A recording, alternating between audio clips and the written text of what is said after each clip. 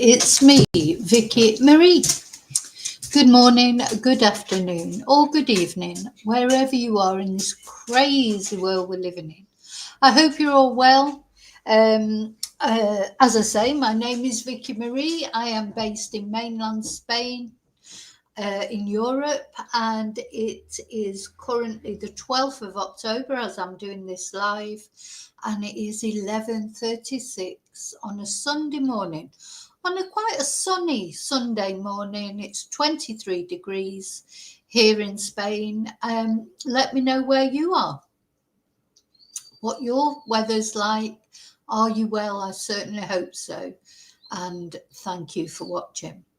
So, first of all, I want to say thank you. Well, I want to ask people, first of all, to like this video, to subscribe to my channel if you're not subscribed already.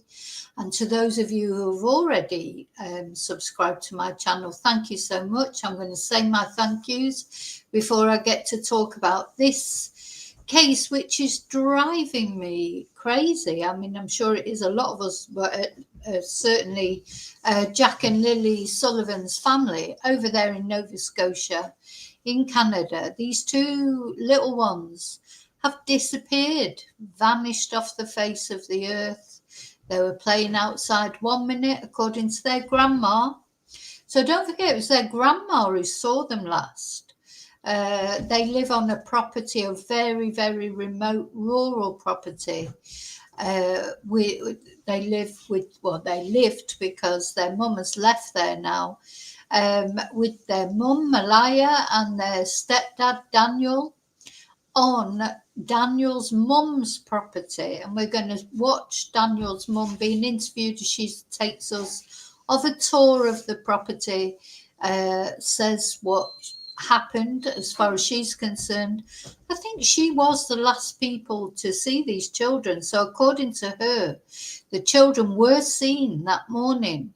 So is she just sticking up for her son and for her, or is it true that she did see them that morning and they disappeared mysteriously as they were playing outside? And these are the convoluted mystery, the convoluted mystery that is this case. I've watched so many interviews, so many podcasts, so many accounts from the grandparents, from Malaya, from Daniel, the stepfather, the police, and I don't feel any further on in feeling. Normally I at least get a feeling about a case, but with this case, I get a feeling about it. And then I watch something else and then it's completely, completely change what I think. So another thing I just want to do before we start is, if there's any content creators out there watching this who would like to, I'd love to do a collaboration with someone. Don't even have to be a content creator, to be honest. If you feel that or you can add something to this case, or you know a lot about it, so you want to discuss it, don't mind what your views or opinions are, but we will only deal with the facts as we know them. I don't want to deal with, conspiracy theories or speculation. I don't like doing that. But if you want to come on and we could do, I just want to talk to somebody about it. I'm talking to you guys and I'm grateful for that. But, there's so many things in my head about it that I think if you talk it out sometimes with someone, it helps, doesn't it? So, yeah, thank you to my subscribers. Thank you to all of you who watch my videos. The biggest, not only of my channel, but on most channels, the largest percentage of people who watch are not subscribed.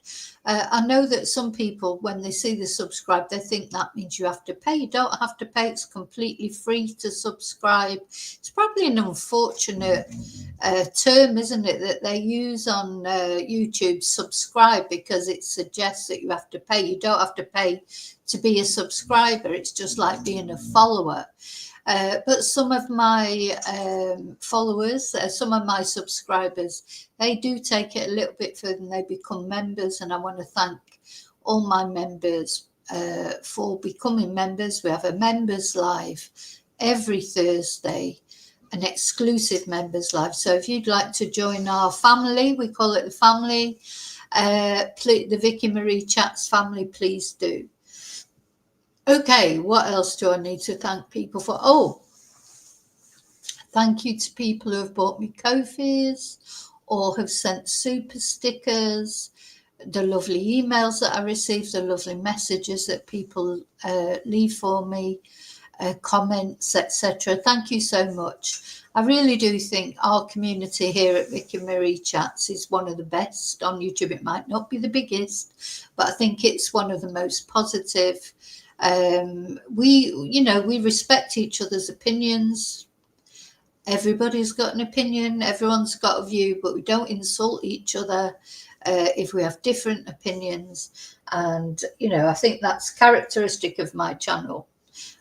So thank you for that. Right, I think that's all my thank yous out of the way. Let me take off the banner.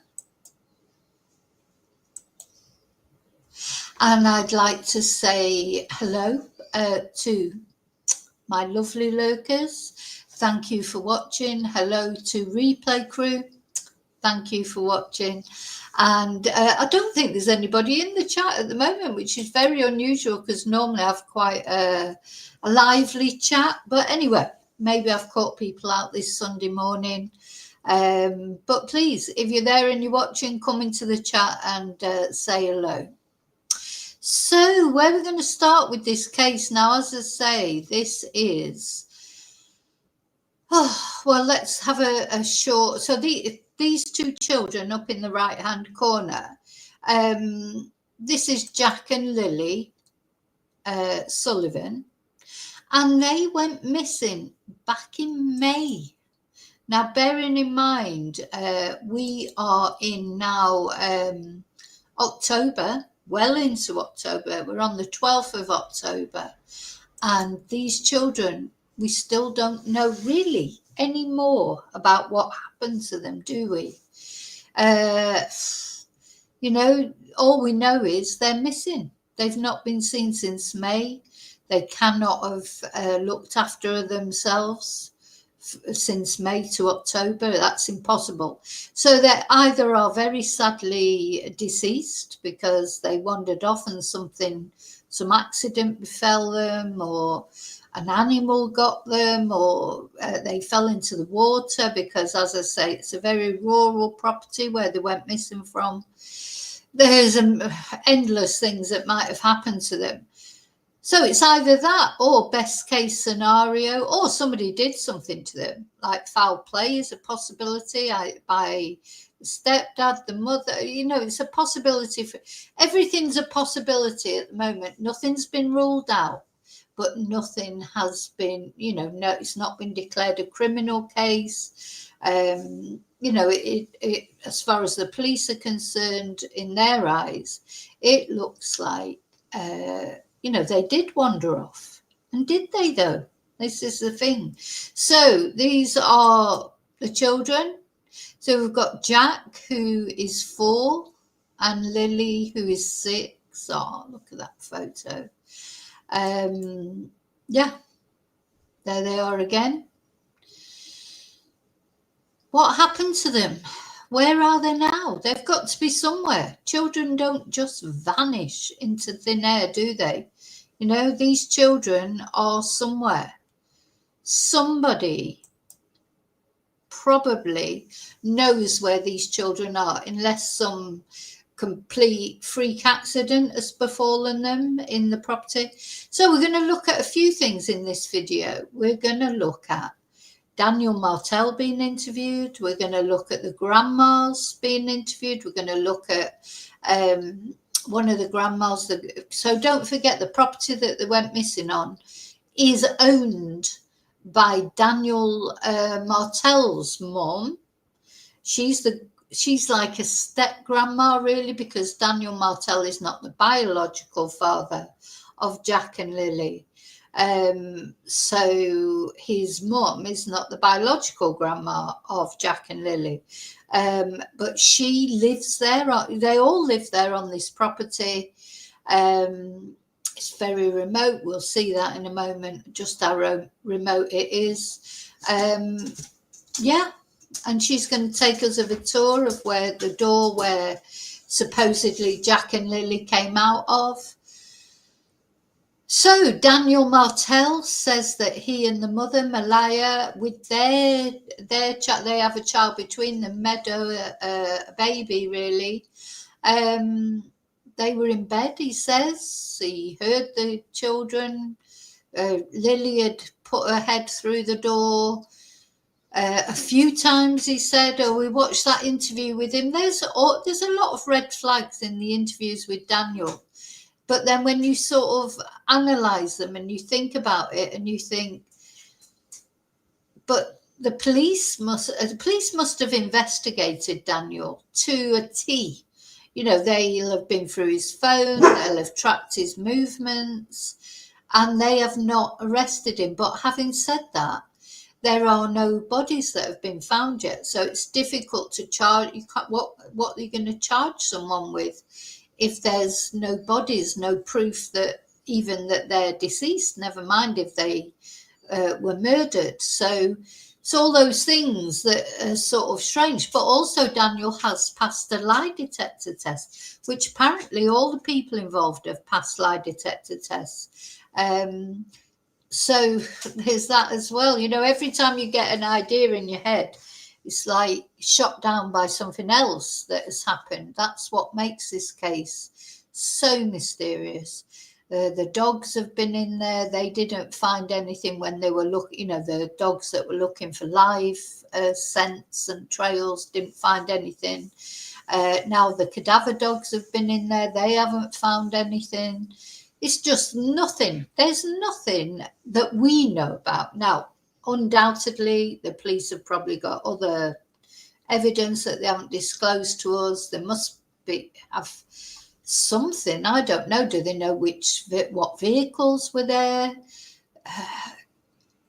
Or heard, like the grandma says she didn't hear anything.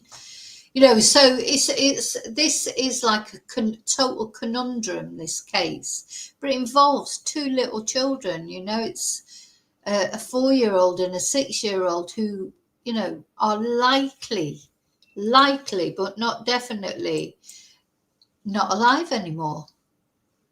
And 1 minute they were alive and then they weren't. And it's very, very, very unusual for two children to go missing at once. Very unusual, really, when you think about it. Do you know any other cases where two children have gone missing at the same time? Very unusual. Children go missing. They go missing quite regularly, unfortunately, and often they're never found again. This has got shades of sort of Summer Wells or Sebastian Rogers, Madeleine McCann. All those kind of missing children cases. But it's very rare for two children to go missing at once. So this is what I mean. It is literally. Hi, dear. I'm sorry, Margot. No, I've only just started. Hi there. So yeah, it's a real mystery. Total mystery. And this part of us, we want to, to me, if Daniel is responsible or Malaya is responsible, the mother or the grandpa, you want them to be held to account. But we can't say that they are, really, because they've all passed lie detector tests. And the police are not looking at them as suspects. Anyway, this is the thing about this case. It is a conundrum. As soon as I form one opinion, I know people have got strong opinions about this case. People always do when it involves little children. But as soon as I form one opinion, and then something happens, and I think, oh, no, it can't be that because of this. It is complete mystery. Anyway, what we're going to start off with, I think, is the tour of the property. So we get an idea of you know, what we're looking at, because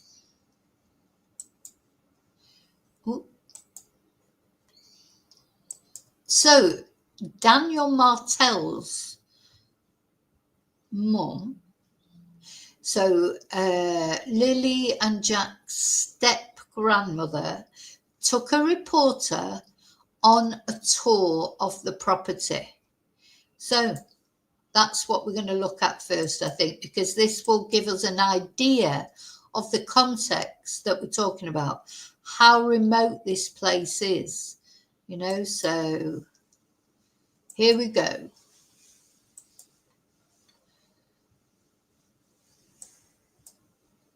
So this was May the 2nd, this year, 2025. And this is CBS Radio Canada, who this lady invited to do a tour of the property. So this is the patio door. This is the patio door. That Jack and Lily would have. That Jack and Lily came out of. Okay.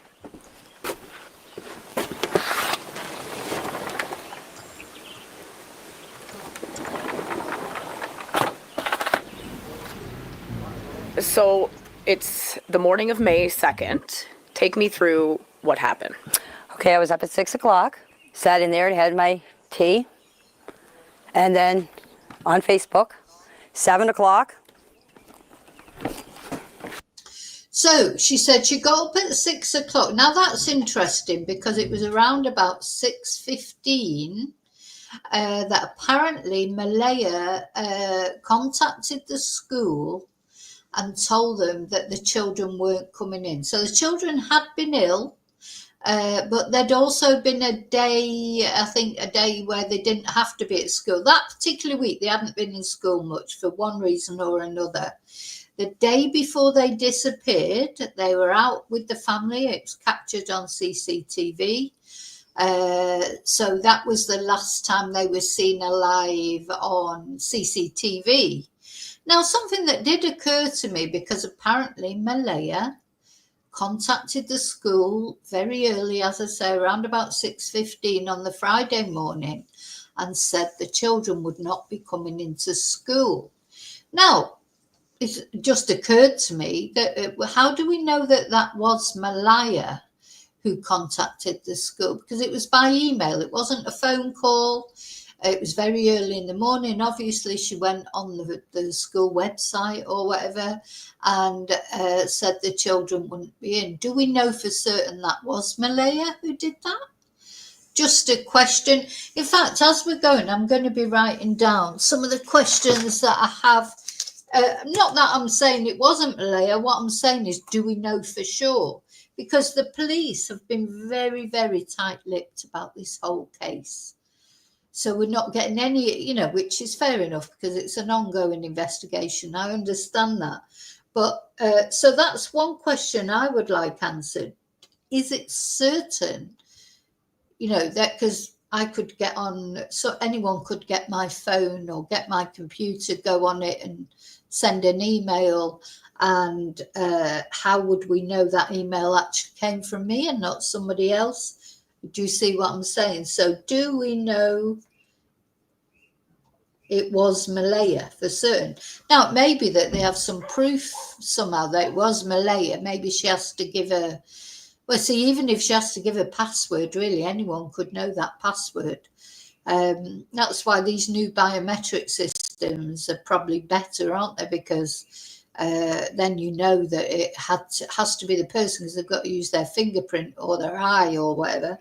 But do we know for sure it was Malaya that contacted the school? So it obviously came from Malaya, like her registered account with the school, but was it her who sent that notification that the kids weren't coming in? You know, it's just something that struck me yesterday. I thought, how do we know Malaya sent that? I get up, come over here, fed my chickens.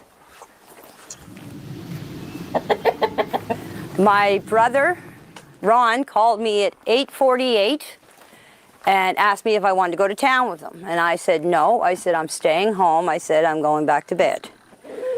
Okay, I went and I laid down. Next thing you know. So she's got up at 6 o'clock. She's been on Facebook. She's been awake all that time. And then at 8:48, so quite a bit later, and a couple of hours after Malaya supposedly contacted the school and said the children weren't in. This is, I think, where she says she saw them. My dog started barking, and the kids were out in the yard. Now, you can see there's 2 swings.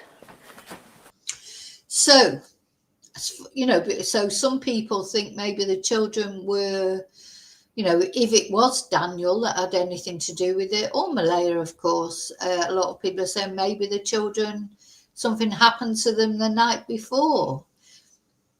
But if it did, then this lady is lying, because she says she saw them around about 9 o'clock that morning playing in the yard. So is she lying? She doesn't come over as being untruthful, but you just never know, do you, with people? But I'm not saying she was lying. I'm just saying if she is truthful, what she's saying, then it's impossible that anything happened to Lily and Jack the night before. Where the kids play. My bedroom is right there.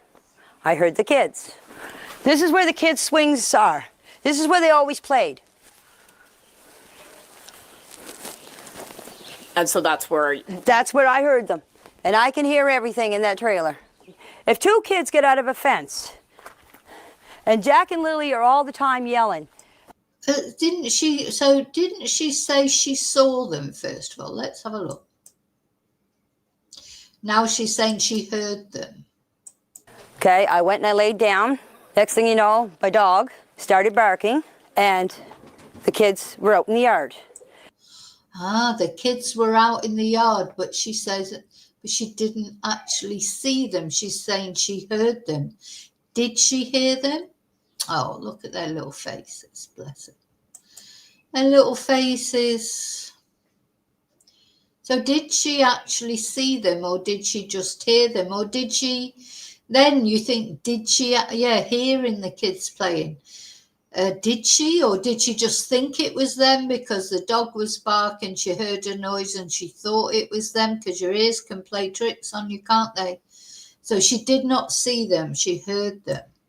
Now you can see there's 2 swings where the kids play.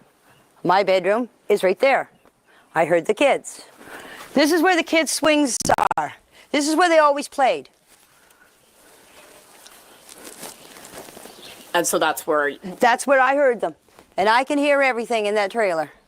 If 2 kids get out of a fence, and Jack and Lily are all the time yelling, especially Lily, come on, Jackie, let's go, Jackie, let's go, Jackie. It's all I hear out here. When the kids get out of the fence and come out through here, I would have heard them yelling, come on, Jackie, let's go, Jackie, let's go. I didn't hear anything. The next thing I heard is I heard Daniel yelling. He was yelling for Jack and Lily. I didn't get up because I thought he was yelling for Jack and Lily in the house.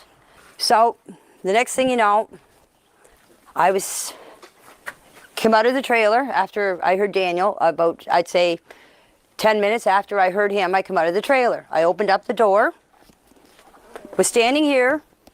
Malaya was standing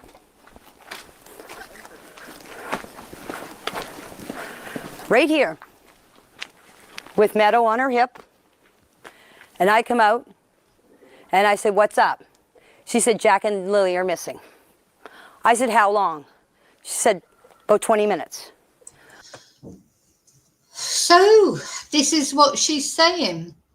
She heard the children outside. So she's saying she definitely heard them, but not saw them. Then Daniel's come out screaming or shouting them. She didn't take any notice because she thought he was just calling them into the house. And then when she finally went out, Malaya's there with the baby on her hip, Meadow. And and saying that they've disappeared. Now, I think from that we can see that, I mean, I don't know, was that gate open that they went through then? So she's saying they came out, there's a gate here, was it not locked? It's easy then for them to get out, I suppose. But I can't see that they've gone far. I don't know. But then later she does show them like a tree house type place they had.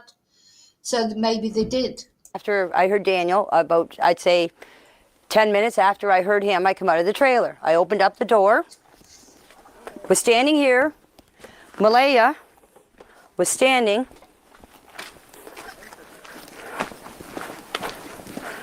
right here with Meadow on her hip. And I come out and I said, "What's up?" She said, "Jack and Lily are missing." So if those kids did go out of that gate, then they sort of could have gone anywhere, really, couldn't they? But would they have, though? Why would they have?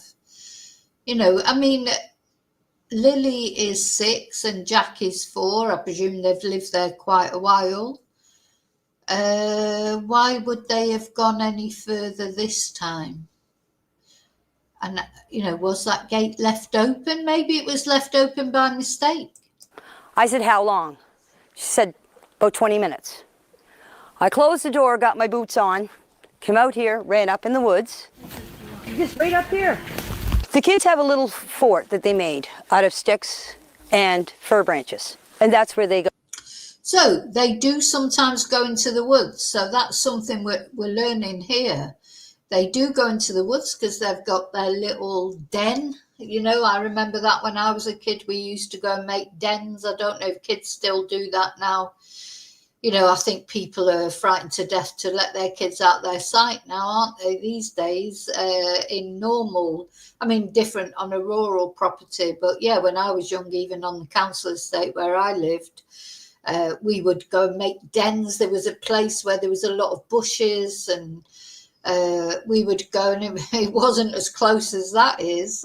You know, it was really, when I think about it, God, if you thought your kids were going out there playing in these bushes, you'd be terrified, you know, at the thought of it, because we always used to play and make dens quite, I mean, not miles away from our house, but, you know, not just literally next door like that, you know, maybe a 15-minute walk away. There was all these bushes where we used to play, make our dens and things. It's quite, I don't think kids do that these days, do they?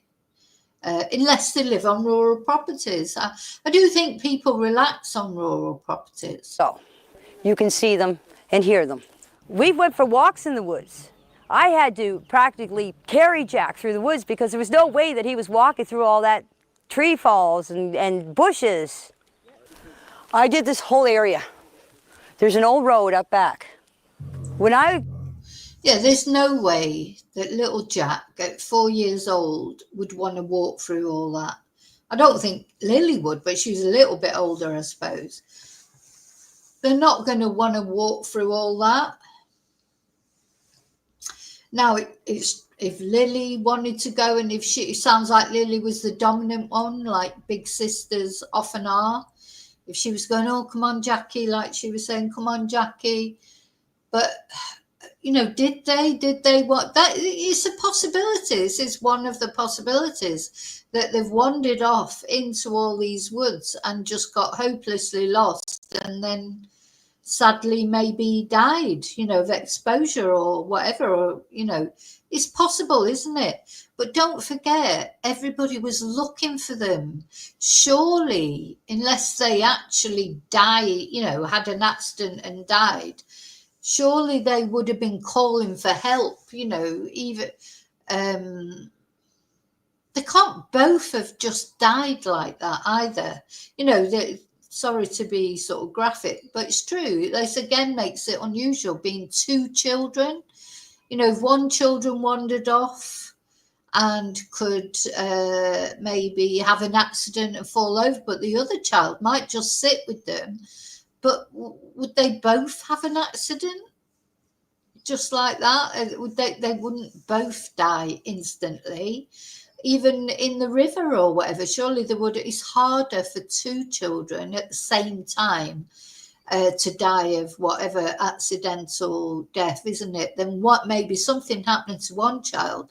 The other child surely would just sit there, and then when they heard people calling their name, you know, because Daniel, according to him, was out there calling their name right afterwards. The police were all out, weren't they, searching for them, constant searches. I don't see how these two children, both of them, could have just died instantly. Maybe something happened to one, but why did the other one not shout for help or hear the searchers? It's like somebody just spirited them up into a spaceship or something. I mean, it's, you know, I hope somebody did spirit them away. I really do. I hope somebody somewhere has got these children and they're safe and alive, because I can't see how they can be alive if they're out there somewhere. Got up to the end, to the top of the hill. I met Daniel. And I said to him, I said, did you find them? He said, no. He said, you coming with me? I said, no. I said, I'm going to search this area. Because when she told me the kids were missing, you automatically think they went into the woods. That was my first instinct. Mm-hmm. So I went up and I did this whole area, this whole wooded area, right up to the top of the dirt road, came back down here and came back down the side of the road, came back down here and came back up the same spot. I went back into the house. By the time the cops were here, I don't know exactly what time, I didn't take my phone. The cops were here. There was a bench sitting here, or a sawhorse, it's over there, was sitting here. I was sitting on it, bawling my eyes out. I was crying because I blame myself for not getting up that morning to see the kids. Because if I would have got up, this wouldn't have never happened. Oh. Okay? That's why I was crying. We've heard a lot about the patio door. Okay. Yeah, so let's go see that. Sure. So this is the patio door. This is the patio door. That Jack and Lily would have... That Jack and Lily came out of.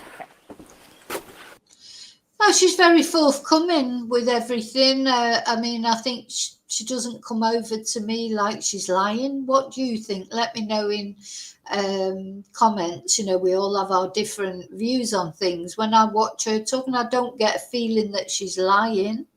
But that doesn't mean say she isn't lying. You know, this is a trouble. We don't know. You cannot. Got to wish they would invent something that could literally see inside people's heads. And you could tell if they were, I mean, a proper lie detector, like literally you could just beam it on their head and it would say it was either lie or truth.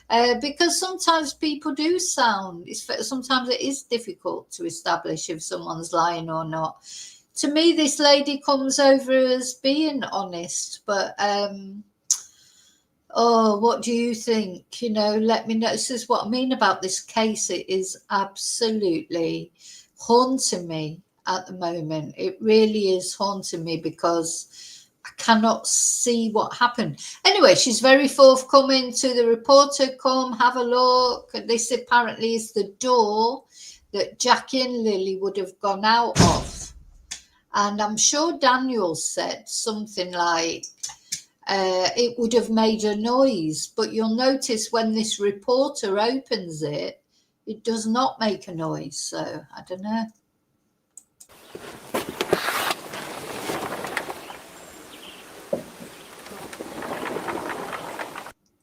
It's a very insignificant noise, isn't it? And as the lady points out in a moment, the bedroom of Daniel and Malaya is right up the other end of the mobile home. And so tell us why we've heard about the patio door. Because everybody's saying on Facebook, on YouTube, on TikTok that the patio door makes a noise.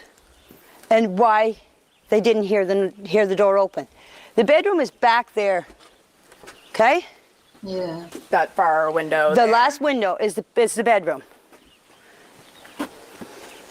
And so they would have come out this door. They would have come out this door that morning. Yes. And then they went and played on the swing set. Yes. And that's when you heard them. That's when I heard them. Right here in this area here. You know, what do you think? I mean, she comes over as being honest, I think, but you know, that when we watched, if you've, you know, I'll put the playlist, the link to the playlist in the description to this video. When we watched Daniel's last interview with DT, there were a few things that he said that didn't sit right with me, because he said you know, he was asleep and he wouldn't have heard Malaya if she got up, blah, de, blah, de, blah. But he also said that he remembered Lilly coming into the room, their bedroom, a couple of times. So was he asleep or was he awake? You know, it can't be both. If he was awake enough to see Lilly come into the bedroom and tell her to shush, maybe he would have heard that door open. But I don't think it's allowed. You know, and maybe Jack and Lilly opened it quietly, you know, because they knew maybe that they weren't supposed to leave the trailer. It's a shame they haven't got CCTV actually around the trailers, isn't it, to see them coming out or whatever. But do you know, the thing is, when you watch this, and it hasn't given me any more insight. In fact, it's made things even more confusing. I have absolutely no idea where to go with this case or what to think. I plan on putting a pool up this year for the kids. You need level ground for a pool. That's what I was doing. I was leveling out the ground to set up a pool. And this is the Thursday. This is Thursday. Right. Friday, all the investigators, search and rescue and everything, right around here was where they found the only footprint. This is where the boot. This is where I was raking that night. That's where the boot print was found, in the mud. That's where the boot print was found. I thought it was found a long way away from there. I mean, that literally is just outside the trailers and everything. And why just one boot print? I just don't get it. Where's the other prints? Why would they only find one boot print? There's another mystery, isn't it? I mean, you know. Where I was raking. I thought there was two boot prints. There was supposed to be a footprint found away up on the pipeline. Right. Malaya sent me the picture of it. That's all I know. There was a footprint found. Okay. But I'm telling you, the footprint was here. The only one that they can confirm that was Lilly and Jack's was right here. So it was child size. Yes, a man, one of the investigators came in here and was measuring it all. Mm-hmm. I'm not here to lie. The reason why I wanted you guys to come here and do the interview here is to show you exactly where everything took place. Mm-hmm. Mm-hmm. And to show people that this is what happened. All the stuff that people, all the rumors and accusations about us murdering the kids and burying them on the property, this place has been searched thoroughly. The well has been checked, the septic tank, all the barns were searched. My RV was searched 3 times. The trailer was searched. This whole place was searched.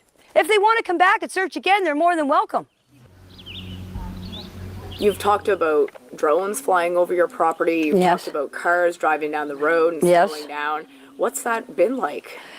I'm scared to go out sometimes in my own property. I mostly stay around back here.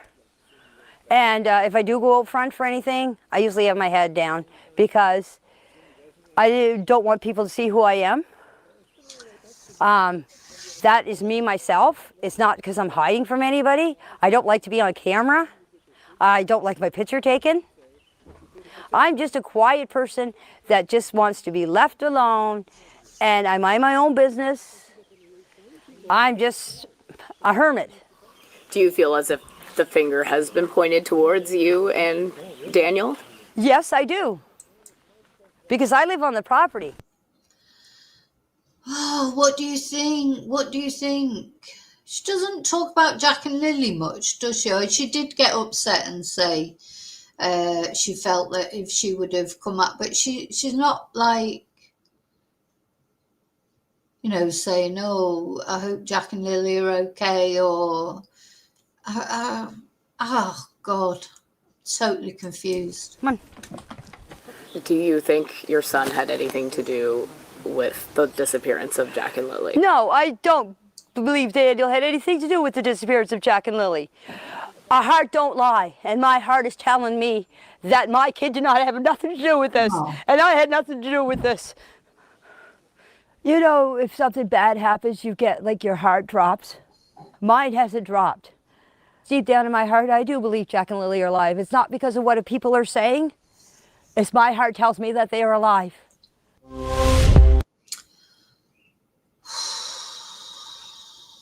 So what do you think? What do you think of that grandma? Now, that's funny because that's the step grandma, and she says in her heart she thinks they're still alive. Now we're going to have a look at the other grandma, the maternal grandma, Malaya's mum. She doesn't think they're alive. Let's have a look what she's got to say.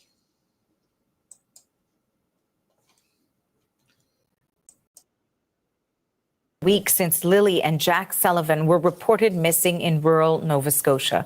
Police are still saying very little about what could have happened to the siblings, who are 6 and 4 years old. Now their paternal grandmother is speaking out. The CBC's Brett Ruskin has more from Halifax.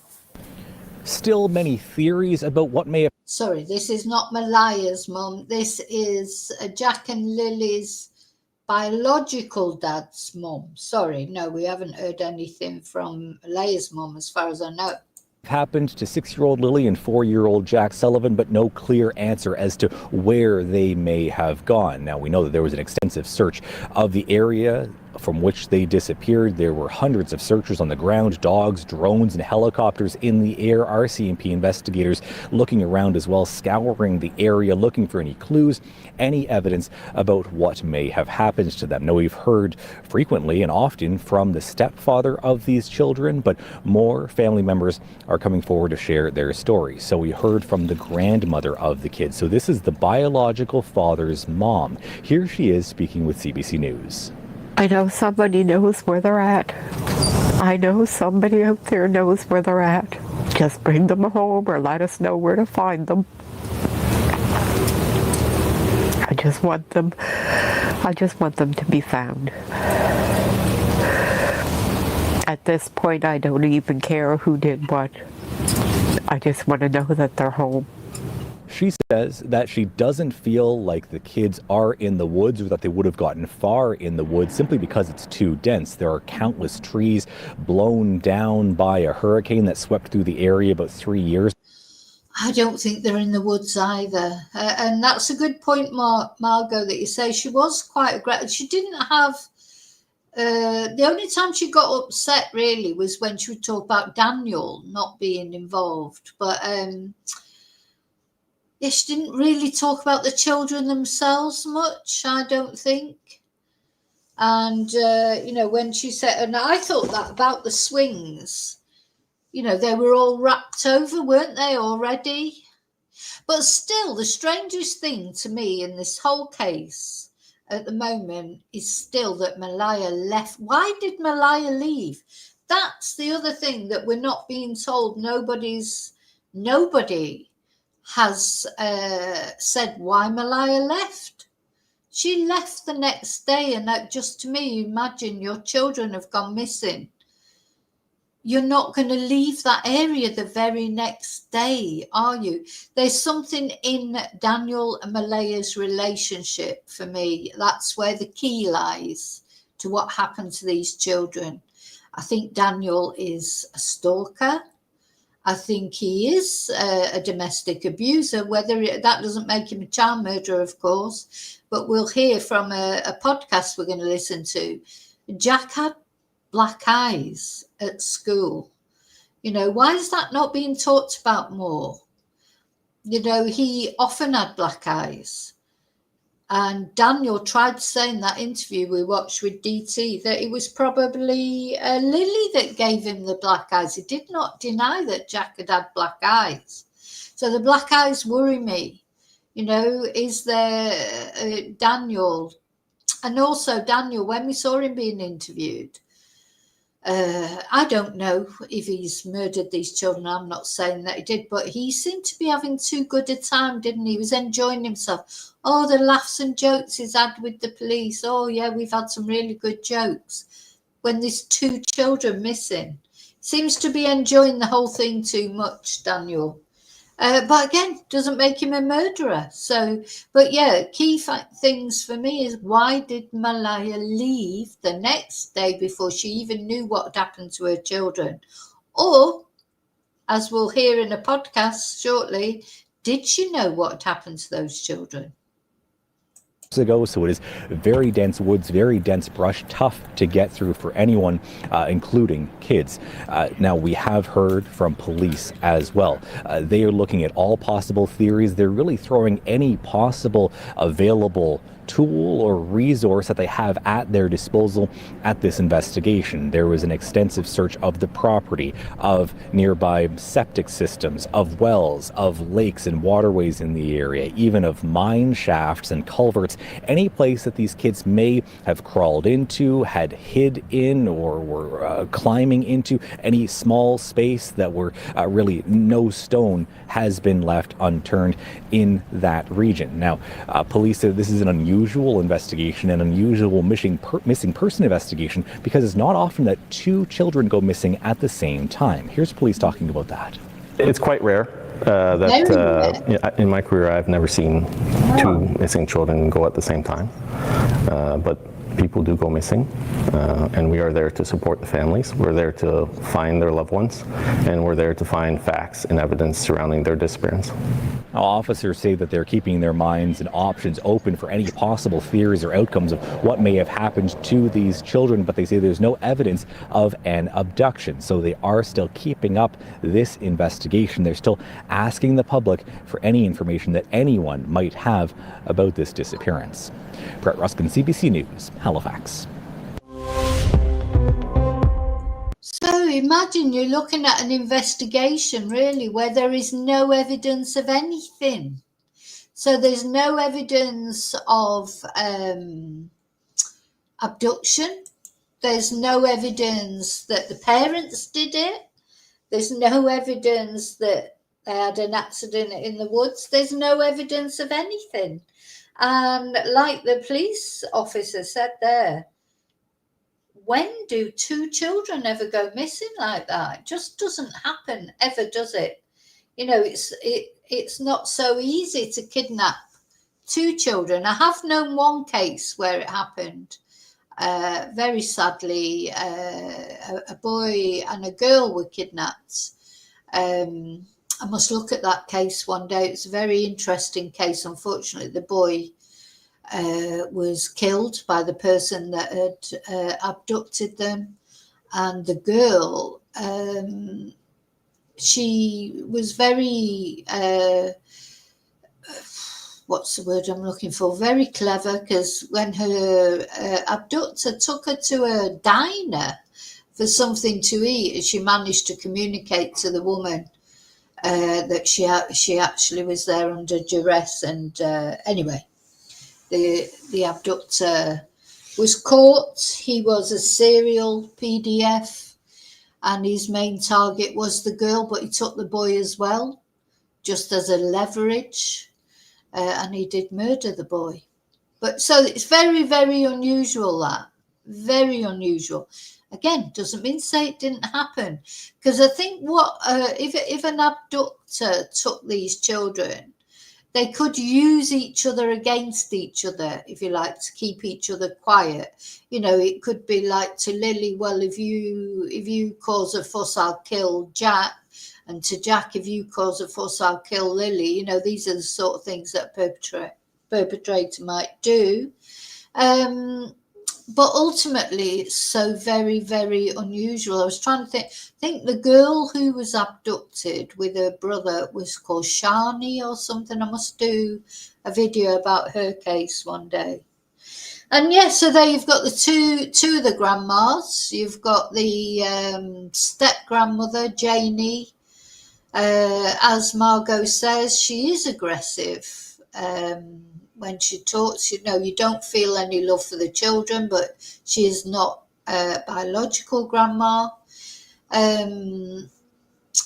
And then you have the other grandma, the biological grandma on the paternal side, say, oh, so Janie's saying, oh, she thinks they're still alive. But then you've got the other grandma, Belinda, saying she doesn't think they're in the woods, and she seemed to not really think that maybe they're alive. But she did say, I just want them back. I don't care who's responsible. Whereas Janie didn't say anything like that, did she? You know, oh, I don't care what's happened or who's responsible. We just want them back. She doesn't feel the love for the kids. You can see that. Or it feels like that. I mean, doesn't, you know, we're all different. We all, you know, display love in different ways, I suppose. Okay, so now we're going to hear what this major crimes officer says about it, or we're going to watch a video on, what is it, CBC News. While you're watching that, I'm going to leave that on. And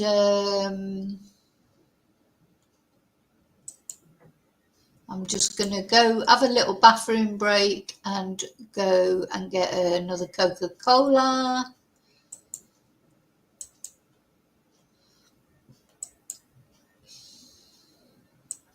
Were in the community on the property where the children went missing. Mm-hmm. What did they find? Well, they did not find or signify any, identify any scent of human remains during their search. So they searched the property around the family's home. They searched the area where we found the pink blanket, the pipeline area, and the intersecting trails. And they didn't, the dogs didn't indicate on any scent of human remains during those searches. What does that mean?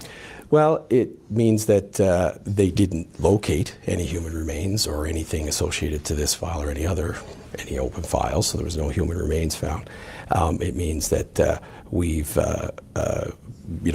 basically done, we completed that area of the search. It doesn't necessarily mean that that there's no possibility that there isn't human remains there. There could have been a chance the dogs maybe missed it or whatever, but at the end of the day, we haven't located any human remains. So it doesn't mean that there is not human remains there? There's always a possibility that maybe the scent didn't hit the dog that day or what have you, but we're confident in the search patterns that were deployed and based on the best practices of our police dog services human remains detection handling unit, and we were confident in the search done, but we did not find human remains. Help the public understand how there could still be a possibility, though. What other factors could be at play? Well, I mean, the conditions at the time were good for the work we were doing, but I'm not entirely sure of exactly the technical things or the technical kind of terms to use associated to why they wouldn't have got seen or how something could be found in the area. But regardless, they could be tucked away in different areas. There could be anything that could have caused an odor not to be picked up by the dog. But again, to our best practices and the training and expertise of our PDS handling unit, we feel we've exhausted the area as best as we can. Really, there's no way you could say with 100% certainty? There just isn't a way I could say with 100% certainty. There's the reality is we're dealing with nature and you know, things could happen that we don't understand right now. And at the end of this, when we find out where Jack and Lily are and bring them home, then we should have those answers and understand better. How many days were the teams on the ground? I believe it was around 3 days that the teams associated to this particular search, and they searched roughly 40 kilometers of area during that time. And what do you mean by 40 kilometers? Is that? Well, they do, again, I'm not a PDS dog handler, so I can't talk about all the specifics, and I wouldn't talk about all the specifics related to an investigation, but in general, they run certain search patterns, and they do, certain techniques and drills to kind of put the dogs out there and do the searching. So to say exactly how that looks, but they covered roughly 40 kilometers of area during the 3 days that they were searching, and covered all the areas that we felt were relevant to our investigation. Did they search inside the trailer? would have to get back to you for specifics on that, but they did search in and around the property. I wouldn't be able to answer for sure right now. I could quickly find, we'll get Stratcoms to find that answer, but I'm not sure if they went inside, but they did do the whole property around and the area around there, the pipeline trails, where the pink blanket's at, and then intersecting paths and areas. So. Did one of the handlers question the children's stepfather, Daniel Martell? I can't comment on what was said between Mr. Martell and the dog handler. That's really not something I'm aware of or have knowledge on, and I don't have any comment there. So, would it be common practice for a dog handler to question people who are involved in investigation? There may be circumstances. I mean, I'm not sure that there's strict protocols on talking or not talking. I mean, when a dog handler, and maybe not this circumstance, but if you show up somewhere and you need to use a dog, you would probably gather some information to help you get that started. So there could be reasons for sure for PDS to be talking to somebody at the scene to get the information they need. But again, there's no solid and fast rules on that. So yeah, they may talk to people when they deploy, when they may not. So, given there were no human remains detected and that these were locations that were the highest areas of probability, is there any other possibility of cadaver dogs being brought in again? Absolutely. If we have information or evidence or facts that suggest that there'd be benefit to bringing in whatever resources available to the RCMP, we will look at deploying that resource when it's relevant, pertinent, and beneficial to the investigation. So if there were information or anything that we needed to do or an area we needed to cover again or anything like that, then we would look at bringing them back in and having that done. What happens now? Now we continue on with our investigative work. Nothing stopped from the second day of this investigation when major crime took carriage and began collating and sorting and organizing the information. I think basically what this guy is saying all the way through is they don't know anything. That's how it feels, isn't it? It's like, well, they probably do know something, don't they? They probably do, but they can't share it. I don't know. Let me know what you all think. To me, I feel like they can't know absolutely nothing. Can't be, can it? Surely. They must have some idea of what's happened to these children. Just must do. But maybe not. Don't know. What do you think? I mean, I know Janie's got an abrasive manner and Daniel's got his straight. At the end of the day, they're not so emotionally connected to these children as biological grandparent are. And just because they're a bit abrasive in manner or a bit, doesn't mean to say they're murderers, does it? So we have to remember that. They have all taken polygraphs and they've all passed. So whether we like Janie or not, maybe she is abrasive, doesn't mean to say she's murdered the children, does it? There's a lot of abrasive people out there, but they don't necessarily murder anyone. But I'm not saying that she hasn't either. I have no clue. No clue. I literally, in this case, as I say, in some cases you get a feeling like, 100% like Julia Wandel is a stalker who's stalking the McCanns. But in this case, I literally do not know. Don't know. So, I can feel all the red flags in this case, but I don't feel they're pointing me in any particular direction. In planning the investigation, we haven't stopped. We've talked with a number of people. We've got over 1,000 taskings that we're still creating new ones and developing new areas to gather information from. We've reviewed over 8,000 videos, thousands of hours of video from the area, and we've done an extensive ground search using both technical capabilities, partner agencies, GSAR, DNR, to as thoroughly as we possibly can search the area around the home and those other areas that I mentioned. And that's that. If we continue to gather information, make decisions based on that, and if those information suggests that we need to do more searching, we will. So the investigation hasn't let up since May 2nd? No, it has not let up, and it won't. this is not something that we stop working on. We've got 2 young children, Lily and Jack, who've gone missing from their home, and it is a Missing Persons Act investigation still at this time. But we need to find answers to that. There's a lot of legitimate public concerns about how 2 children go missing and we can't find them, so we're going to continue until we have answers. RCMP have been conducting forensic testing, including on the pink blanket that you mentioned. What can you say about what results came back or what we know about the forensic testing? Of course, I can't say much about the details because... I just can't say anything. Now, Daniel said in that interview with DT, he said that the police had told him that it was a plant, that the blanket was a plant. I think the blanket is a red flag as well, isn't it? You know, that the blanket was taken out of the... First of all, why was it even in the rubbish in the first place? So apparently Lily's blanket was in a black bin bag in the rubbish. Why was it in the rubbish? Anyway, then Daniel says somebody put their hand through the bin bag, and he specifically said hand, through the bin bag, reached down, got the blanket out, and then part of the blanket was found, and the police had told him it was a plant. Now, actually, I'm just looking at this guy's face here. It looks to me like there's a lot more that he'd like to say. I mean, I'm not a body language expert. I don't believe in body language experts anyway. I just go by feelings. But looking at him there, I would say there's a lot he does know about that, but he just can't say it.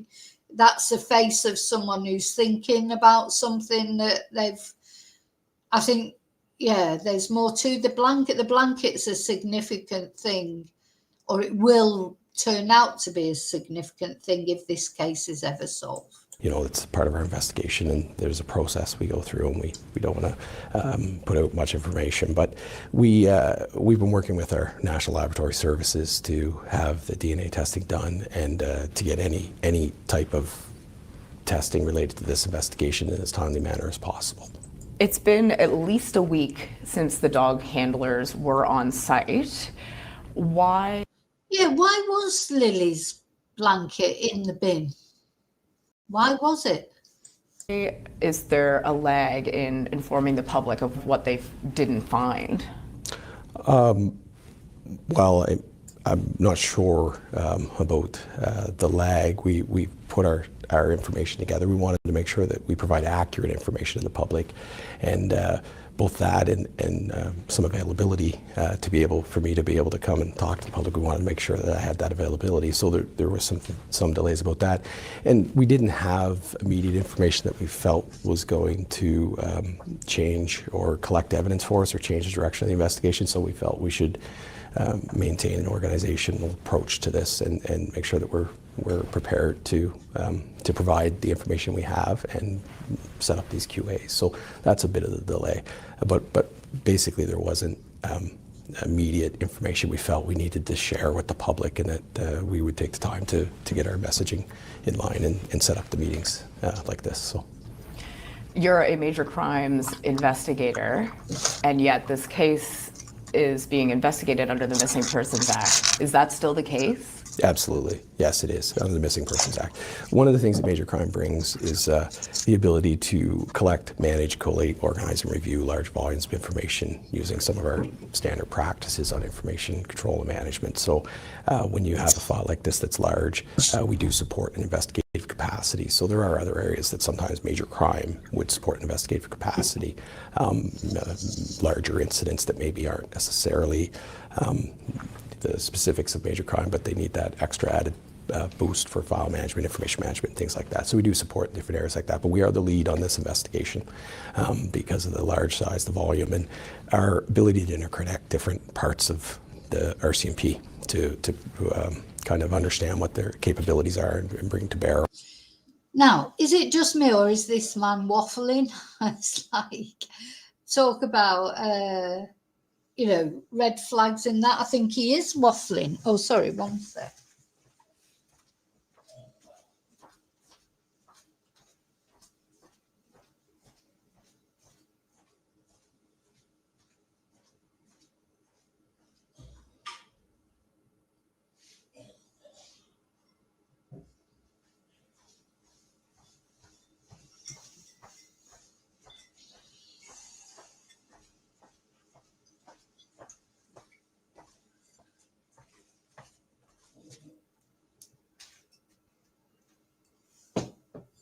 Sorry, I'm back. Yeah, he's definitely waffling, isn't he? He's like, look at his face. It's like it's word salad. He's waffle, waffle, waffle.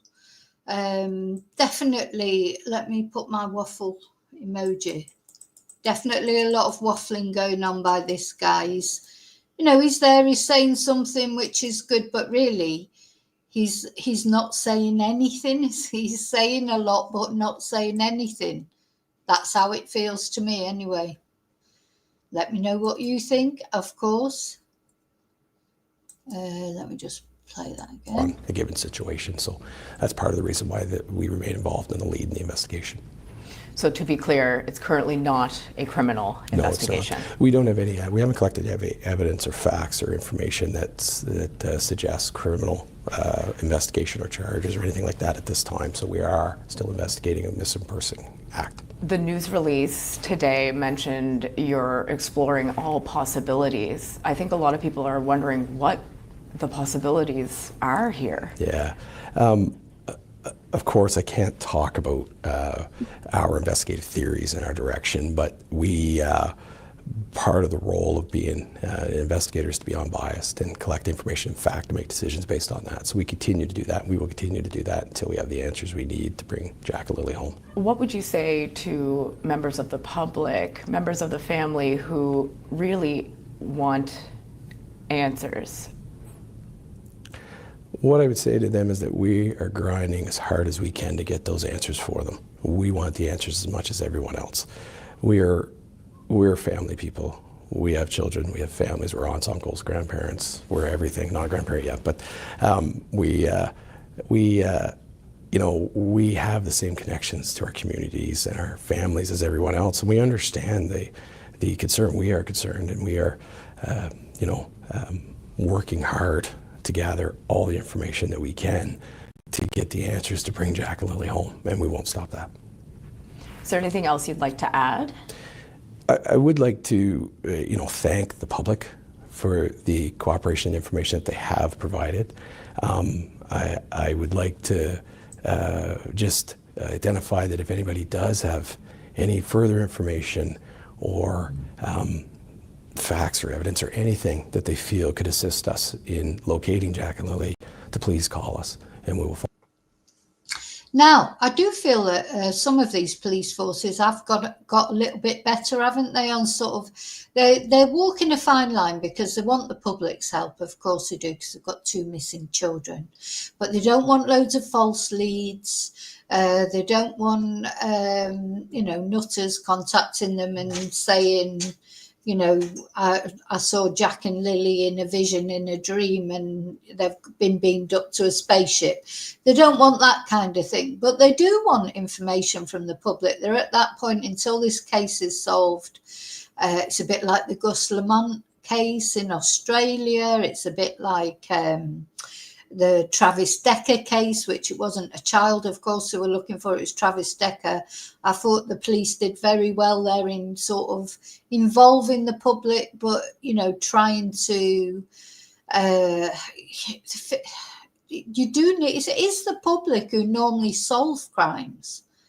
I mean, really it is. I know that the police, they do the forensic side of things, but it's tips from the public, dog walkers finding bodies. How many times the dog walkers, actually find bodies when the police have given up on searches, or anyone, quite often in river searches, the police give up, and then somebody, a worker or somebody just walking past the river sees the body, so the public have a big part to play. In helping detectives, and I do think they've been a bit better lately in treading that fine line between encouraging the public to come forward when they've got information, but at the end of the day, they'll get probably, say they get 100 tips, maybe. If they're lucky, only one of those tips will actually be relevant to the case. So, it takes a lot of sifting through these tips. But, I don't know. I feel like this guy knows something somehow. It just seems to me that he does know something. Time will tell. Follow up and gather that information and follow up with that. So, but we do appreciate that. And I would like to say that, this is a very tough time for the public at large, the investigators, but especially the family. I can't imagine what they must be going through. We're doing the best we can to get answers for them and everybody else in this situation. So. Dogs that are trained to detect. Yeah, so you do need the public, and you don't want to alienate the public, by telling them, oh, but out. Sometimes that happens a bit, doesn't it, where they say, oh, social media, you should all just shut up and blah, blah, blah, blah. This public interest, this is 2 children that have gone missing, and people who care about Jack and Lily, and I think we mustn't forget that, even the ones that maybe, do things maybe they shouldn't. Ultimately, what lies at the bottom of it is they care about Jack and Lily being found. So the public get invested in cases, don't they? And often it is the media, not only the social media, but mainstream media and the police, who encourage people to become invested in a case because they want information. Then you cannot just shut it down then when the interest is ignited. The interest in this case will be there until it's been found what happened to these 2 little ones. And, that's just the way it is anyway. And trying to pretend social media doesn't exist, shouldn't exist or whatever, it's here. And it's not going away anywhere. So, I think one of the interesting things I think he said there was, there's so many channels, social media channels, crime channels.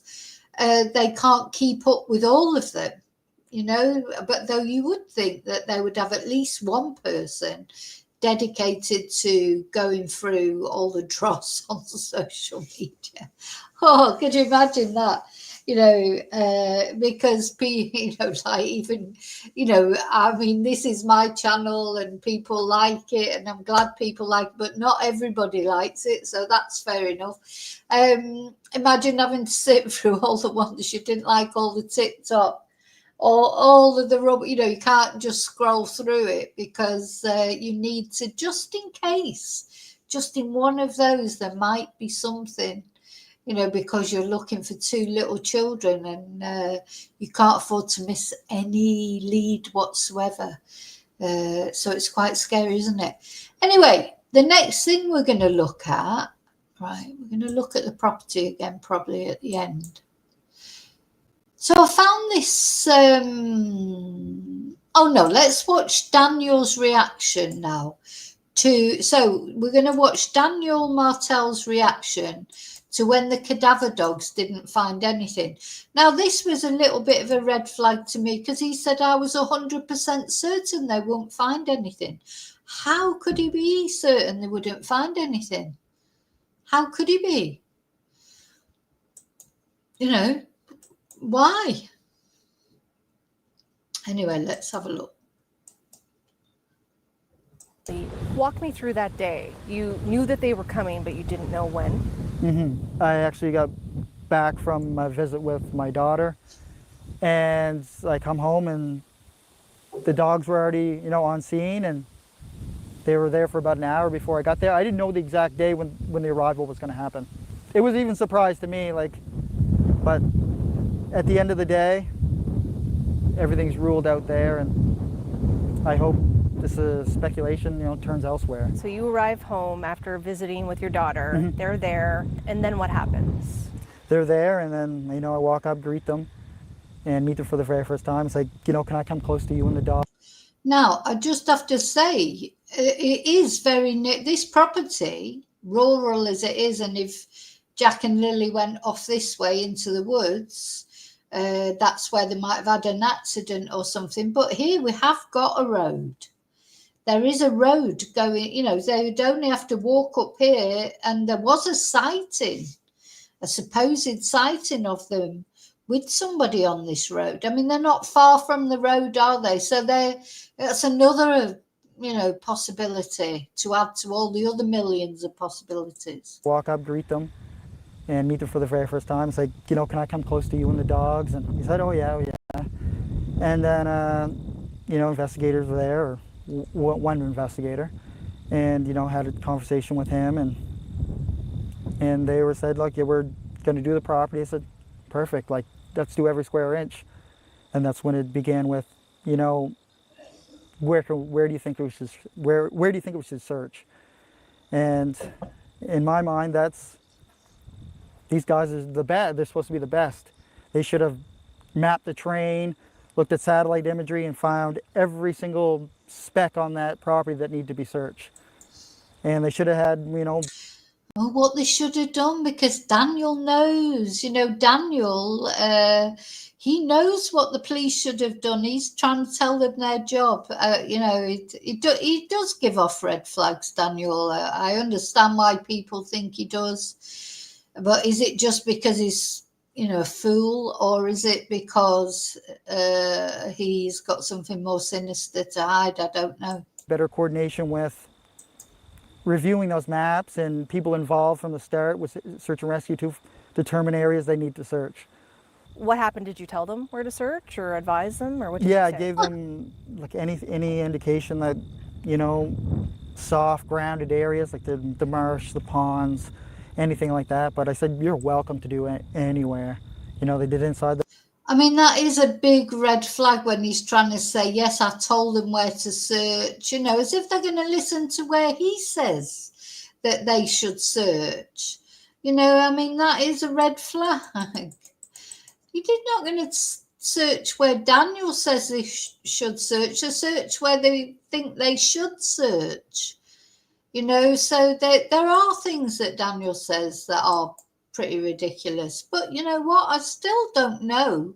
I know he's, I understand why people feel the way they do about him. I really do. But I can't decide if he's just a bloody fool or, if there is anything more sinister. There's other times I think he's being honest in what he says, but he does seem to think he knows better than everybody else. The house, they did, everywhere, vehicles, they did everything they could in the amount of time that they were given to do it.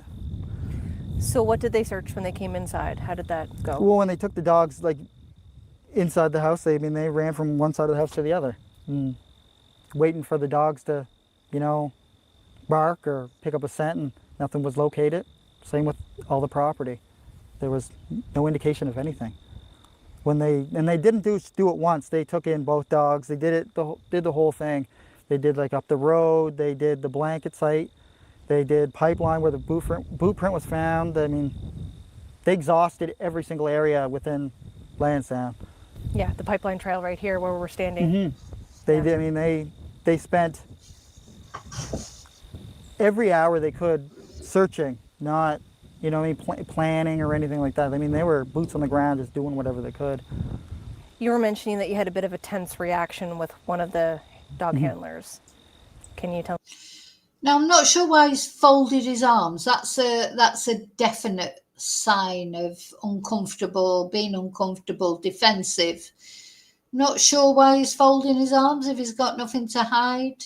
And now she's going to talk about an uncomfortable experience he had with one of the dog handlers. Tell me about that. Yeah, it was a little bit heartbreaking and saddening to hear what the words that came out of his mouth. And for me, I wonder what they were. All I was trying to do was ever help. That's all I've been doing is cooperating, and to see that and hear that, it was pretty saddening. What did he say? He said your Thursday and all the way leading into Friday morning, there's not enough detail. I said to him that Thursday was just an ordinary day until I woke up on Friday morning. And that's when life changed. There was nothing like life changing on Thursday. It was a normal day. So therefore, there was nothing detailed that needed to be remembered that day until Friday morning. So he was mentioning something along the lines of something happened Thursday night, Yeah. and your story isn't matching up? Yeah, well, not just matching, it didn't have enough detail for him, personally. And then that's when I asked him, do you know anything on the case? And he said, not really. I've seen you on the news once. And that kind of alarmed me, or, shocking, because you're having somebody that's trying to get you to admit to something and they don't know any details. So therefore, my Thursday didn't have any details. Your knowledge of the case didn't have any details. So you shouldn't try to force something on me without knowing any of the background. Did he make any accusations at you? Yeah, he did. He said that Thursday didn't have enough details, and we think you did something to the kids Thursday night. Oh. And I asked him, like, what are you talking about? Like, I just ran through whole Thursday and Wednesday with you. Well, this is what the dog handler supposedly said to him.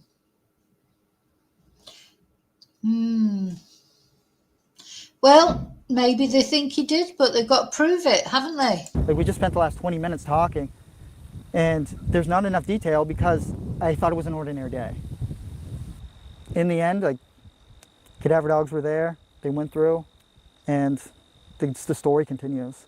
In conclusion to all this, there's still a lot of work that needs to be done. I'm still helping investigators at every turn we could possibly think of. And hopefully we see some kind of resolution soon, or some kind of outcome that's positive. How's that communication in your relationship with RCMP now, 5 months later, and then given that interaction a few weeks? No, I just want to say, just let's put ourselves in on the Thursday. Let's suppose that Daniel did something to the children on Thursday. What did he do? What did he do? Did he kill one of them? And then because the other one was watching, he killed the other one as well? That's quite a lot, isn't it? Do you see what I'm saying? I'm not saying he didn't. I don't know if he did or he didn't. But if he did, it's like you try and sort of imagine the scene. You can, I don't know, to murder one child and then murder the other one as well. That would have to be so much rage, so much hate. Or was it something like they gave the children sedatives and they just didn't wake up? Was it that? Or did he literally batter the children? And not only one of them, but both of them. We've got to sort of think, if something happened Thursday night, what? To two children.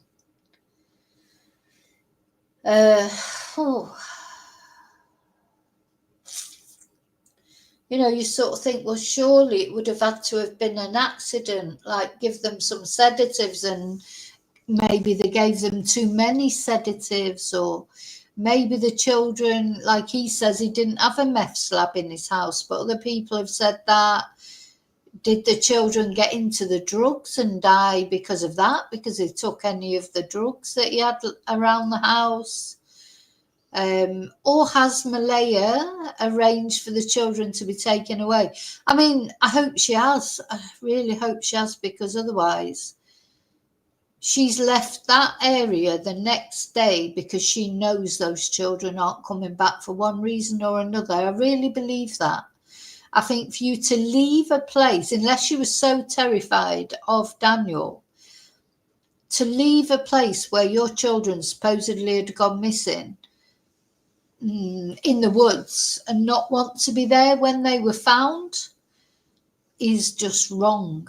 So she left the next day, 100% she left the next day because the children weren't coming back for one reason or another.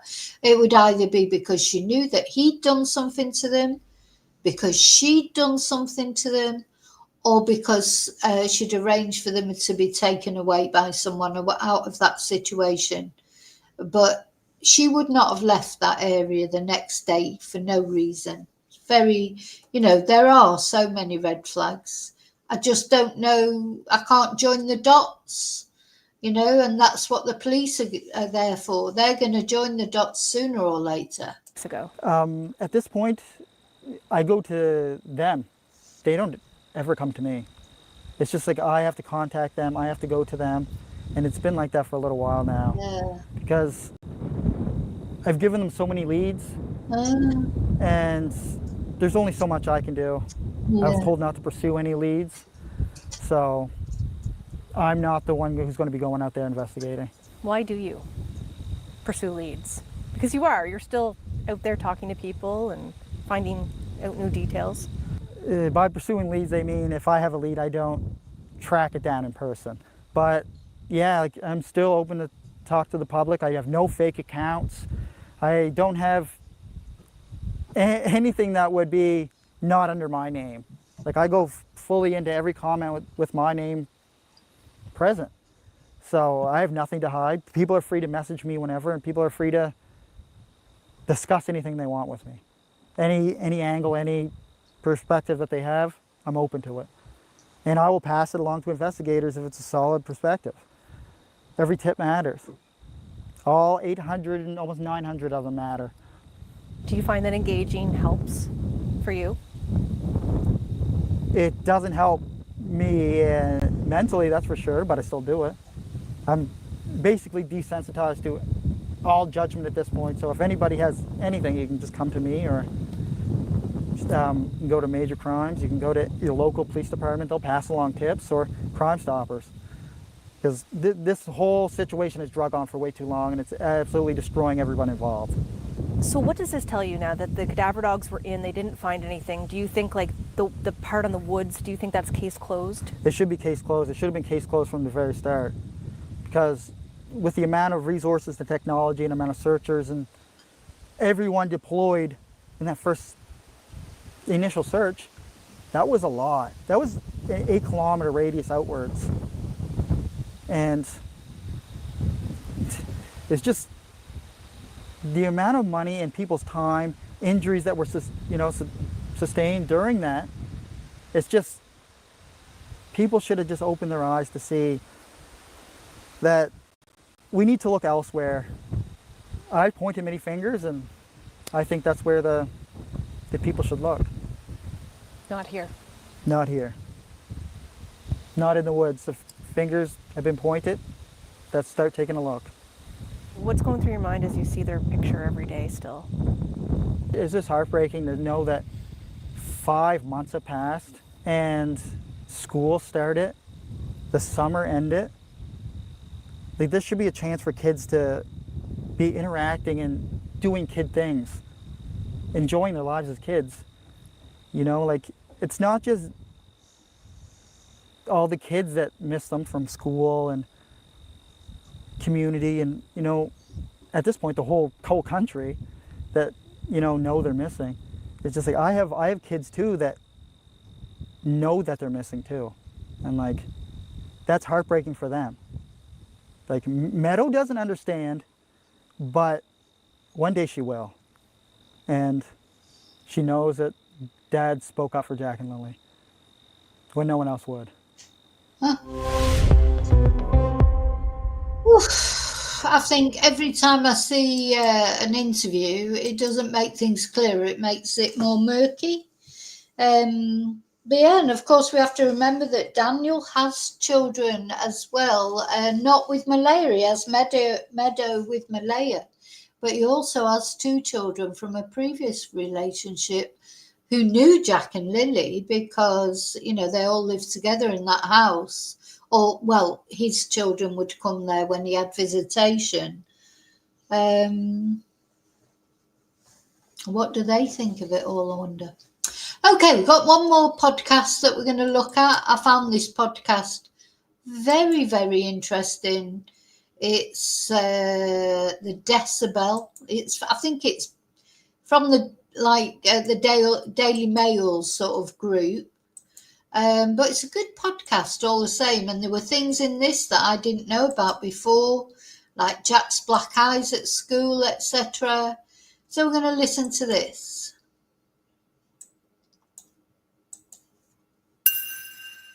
My name is Lindsay Jones, and I'm the Atlantic reporter for the Globe and Mail. I'm Greg Mercer, and I'm an investigative reporter for the Globe. Lindsay and Greg have been reporting on the disappearance of Jack and Lilly Sullivan. The two children went missing on May 2nd, 2025, from the rural community of Lansdowne, Nova Scotia. I was working on the Sunday shift at the Globe and Mail, and the children had gone missing on Friday.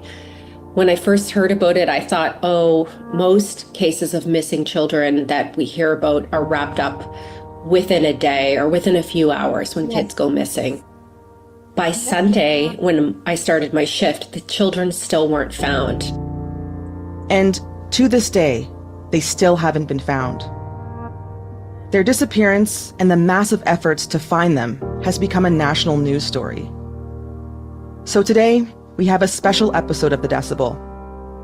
Lindsay and Greg will take you through the active investigation, what they've learned, and we'll hear from some of the people closest to Jack and Lilly. I was first involved in the reporting a few days after Lindsay. She was on the ground doing a lot of great work, and I was asked to basically come and assist her at first from afar, and then later joined her in Nova Scotia. On a story like this, it's often helpful to pair up, especially when you got somebody who's doing the labor-intensive stuff like driving around and trying to find people. Yeah, we've been at it ever since. I'm Cheryl Sutherland, and this is The Decibel from the Globe and Mail. The first thing I did was try to understand what was happening on the ground that day. So we learned that Jack and Lilly are two siblings. Lilly is 6 and Jack is 4. And they were living in the home of their stepfather's mother. So it's a trailer in the community of Landsdowne, which is about 100 people in a remote area with no cell phone service in Pictou County. I also reached out to both parents. Malaya is the children's mother, and I got a reply from Daniel Martell, the children's stepfather. And Daniel and I got on the phone that afternoon, and we had quite an emotional conversation. Can you take me through sort of what happened? Like you guys heard the kids playing in the morning, and how did that go? Yeah, Lilly came into the room multiple times. I mean, me and Malaya and the baby were just in the bedroom. And so he says that often, that Lilly came into the room multiple times, even though he also said in his interview he doesn't think he would have woken up if Malaya would have got up. So how did he wake up when Lilly came into the room? Was he asleep or was he awake? He can only be one thing or the other. Lilly came in multiple times, so I seen her that morning, and Jack was out playing in the kitchen, I'm guessing, and they slid open the back sliding door. It's almost like silent to hear it slide open. But they slid it open. The boots were right beside the door, and just proceeded to, I'm guessing, play outside, and then they must have just got out to the back fence, and then they were gone. As soon as I seen that they were gone, I immediately jumped in the car, did all the dirt roads, did all the culverts, checked over the rivers, the streams. I did everything. I did anywhere the vehicle could take me, I did. Yeah. And then as soon as I got back home, like 10 minutes later, I immediately went out on foot till the officers got here. What were the conditions like in the woods when you were running? Conditions are thick. My cousin said that she talked to some searchers, and they said they've been over on 500 different searches, and this is one of the hardest ones I've ever seen. What makes it so difficult? Is it the thick woods, or what is it? Very thick woods, the terrain, the elevation throughout the terrain. Okay. It didn't matter to me though. I was going up through water up to my waist, and the helicopters were just sitting there watching me, hovering above me. Now, this is one of Daniel's, probably maybe his first interview that he made. And I don't know about you, but does he sound drunk? He seems to be slurring. I've watched him being interviewed loads of times, and he's never seemed drunk to be fair, drunk, drugged up, anything. But listening to his voice on here, he either sounds half asleep or drunk or drugged up or something. So all three adults that were on the property at the time the children disappeared have the same story. Malaya has said virtually the exact same thing Daniel has said. And Daniel's mother, Janie McKenzie, also told police she heard the children playing in the yard that morning. So police essentially began a massive search and rescue operation initially. Within the next following days, hundreds of people were brought to this part of Pictou County and began searching the forest. It's a densely wooded area with a lot of mine shafts. It's abandoned mines.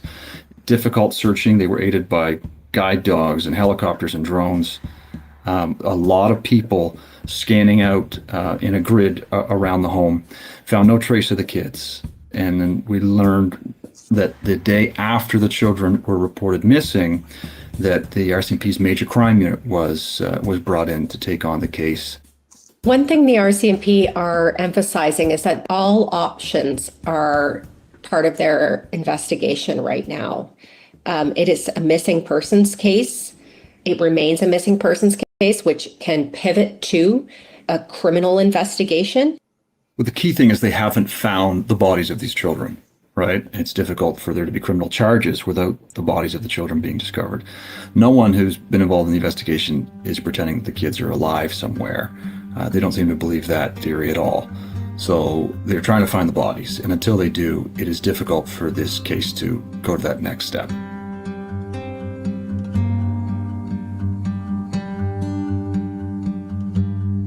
The day after the children went missing, that Saturday of May 3rd, there was an argument at the home between Malaya's family members and some of Daniel's family members.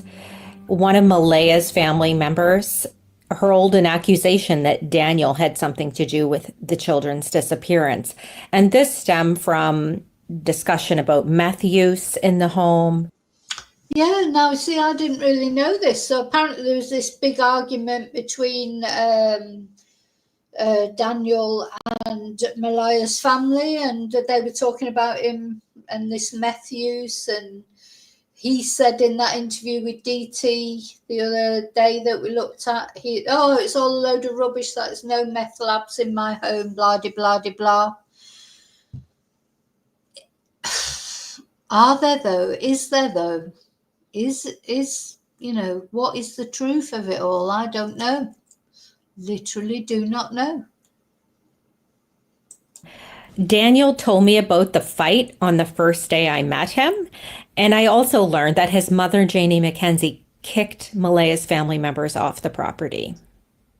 After that point, at a briefing, a police update that Daniel and Malaya attended together, Malaya left the briefing in tears. And when Daniel tried to speak to her alone, her mother would not let him. And that there was also an altercation there that resulted in Malaya leaving with her mother, cutting off contact with Daniel, and the two have broken up. She's changed her Facebook status to single, and she has not come back to the community. Yeah, I do think Daniel is a stalker type person. I just feel that from him.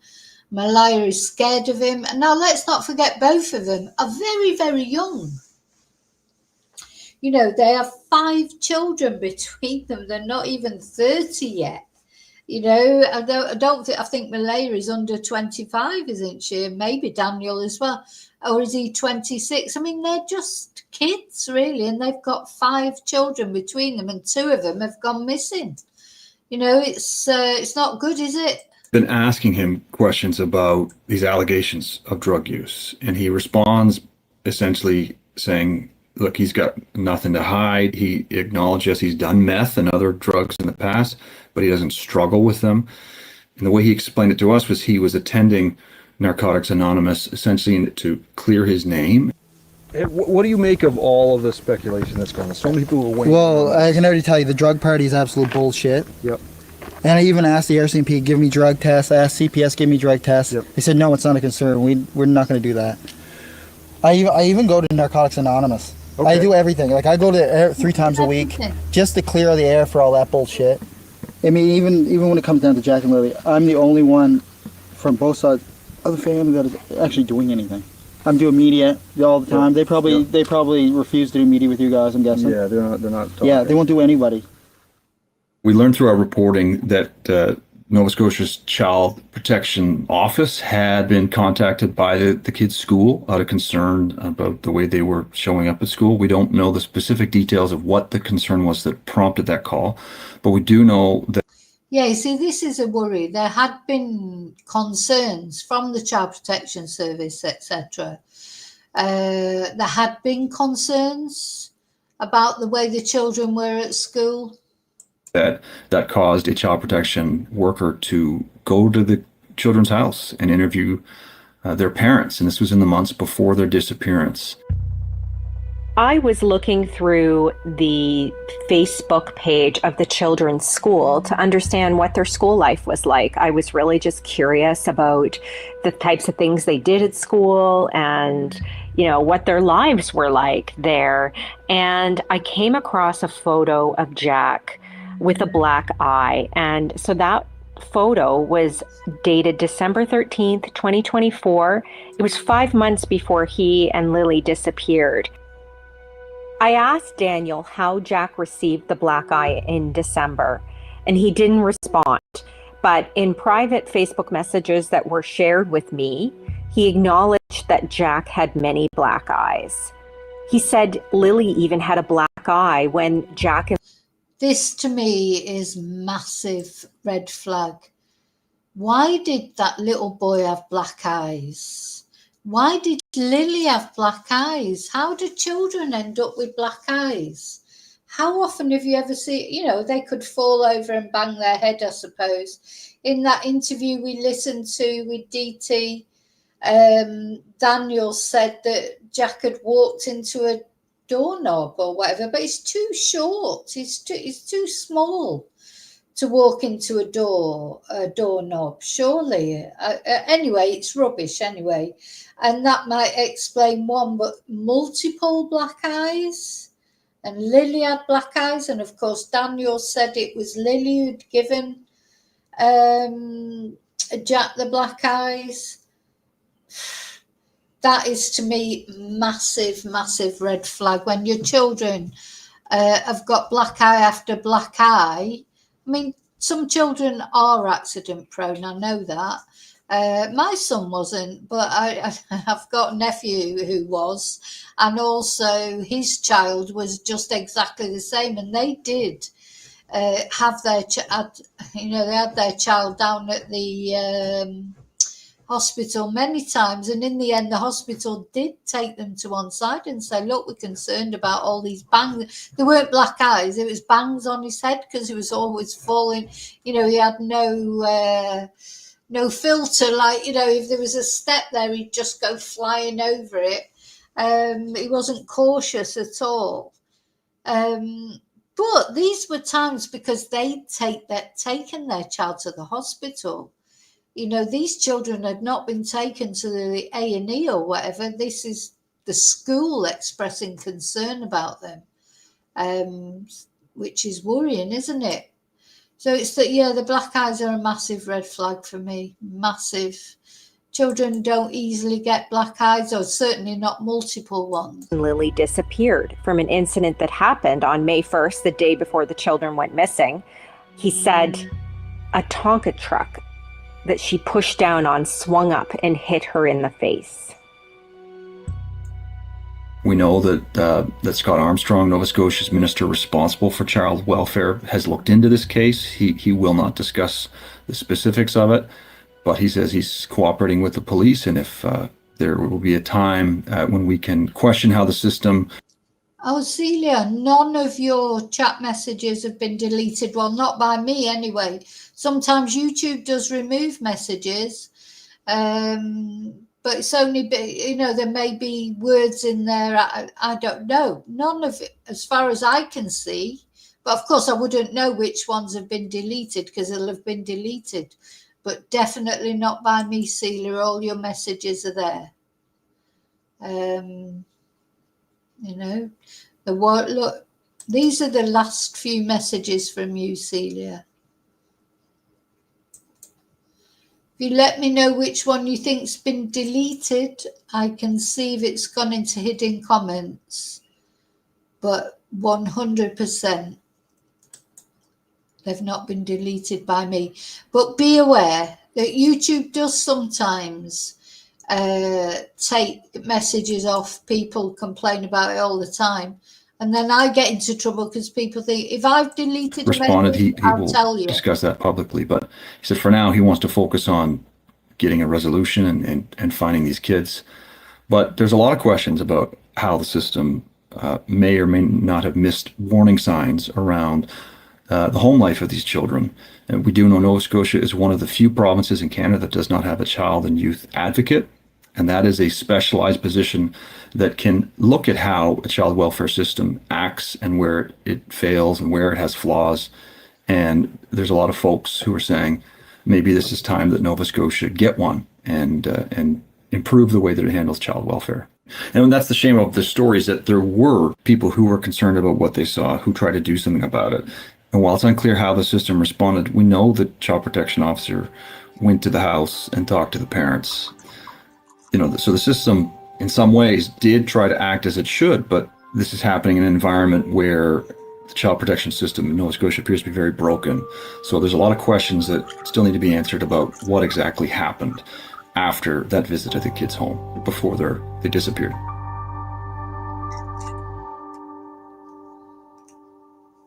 Well, 4.5 months later after Jack and Lilly disappeared, the country is baffled, and frankly, the online community is obsessed with what happened to Jack and Lilly.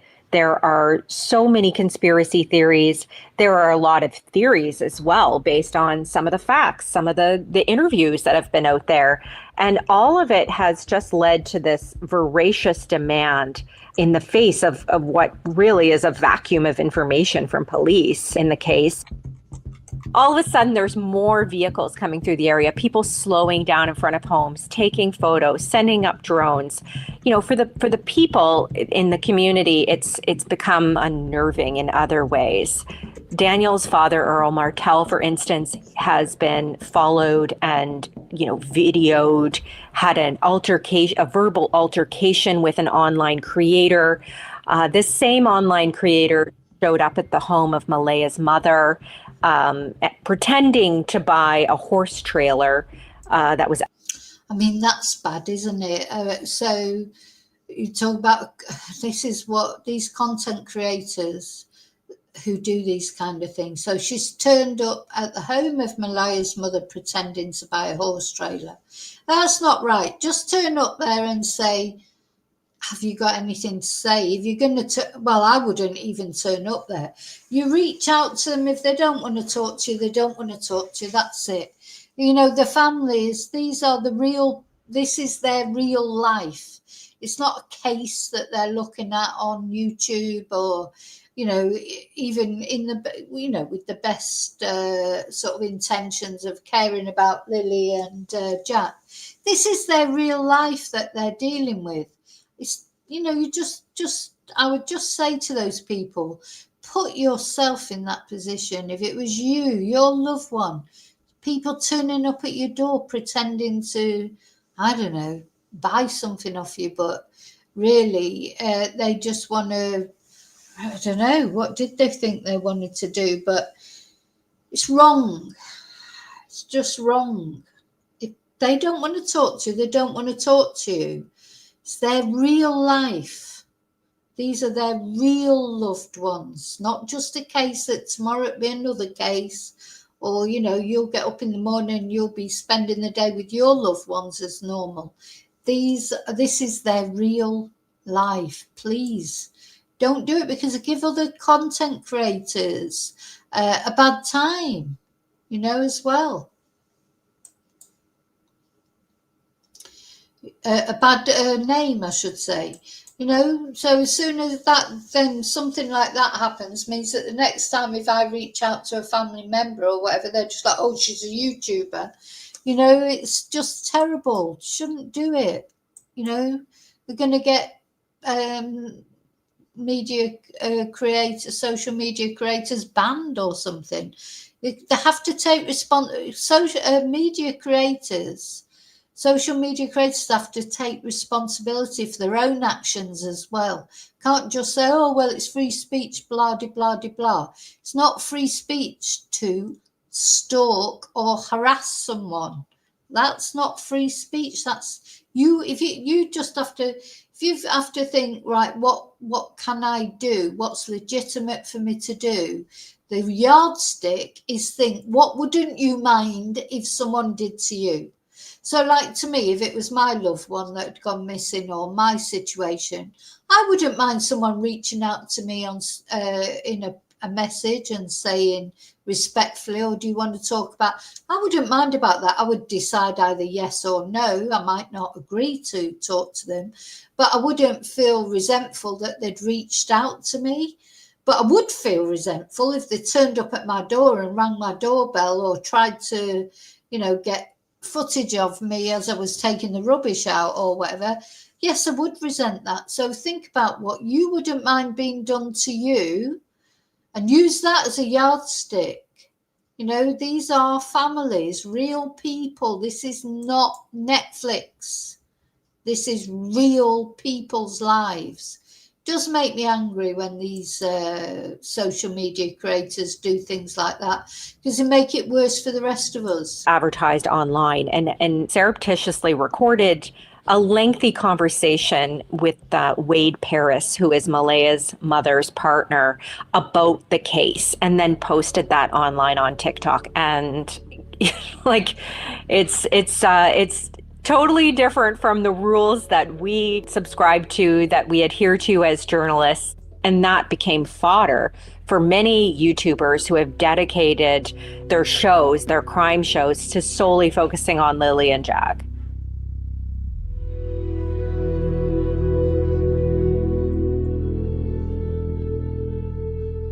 So people are very cagey of the media and outsiders driving around looking at, the so-called crime scene or, the scene of where the children went missing, and it's created a lot of suspicion in the area. It jeopardizes the investigation, right?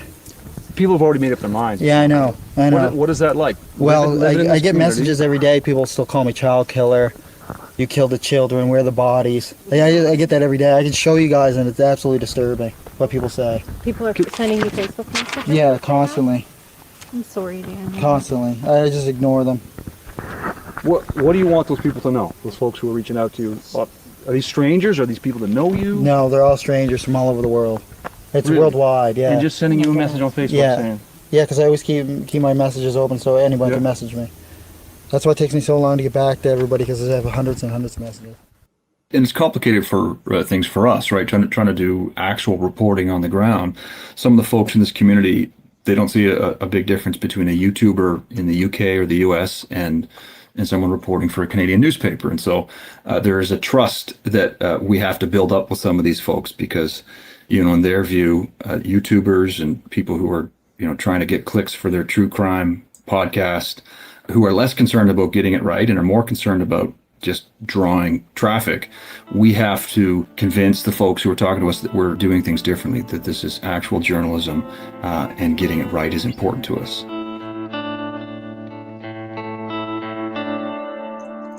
We'll be right back.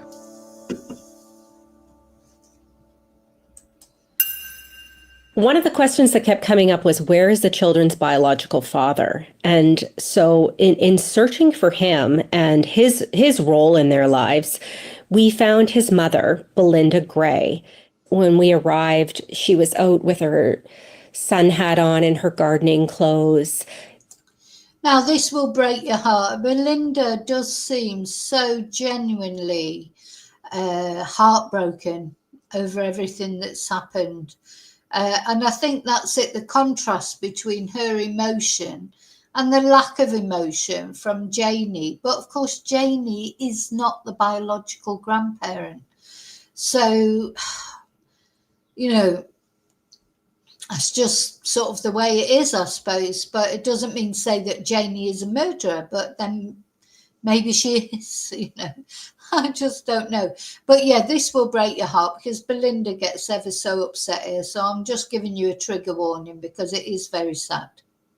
It's very, very sad. And that's what she does all day to help take her mind off her missing grandchildren. And as soon as she saw us and I introduced myself, just tears came to her eyes. Like she knew what we were there for. And you could tell she's just carrying the sadness of this mystery with her every moment of the day. We haven't seen the kids in almost 2 years now. I'm sorry. That we had a pretty good relationship up until that point. That after the separation of Malaya and my son, it was not a good separation. That my son distanced himself from the children. We didn't have to agree with that. It was his decision to make. But Malaya knew that this will always be a second home for that. They were our grandkids, so she was more than welcome here whenever she wanted to come by. What do you remember about the kids? Like, how do we describe them to people who never met them? They're lively little ones that Lily is full of life. She's into everything. She's into everything, and she's really girly.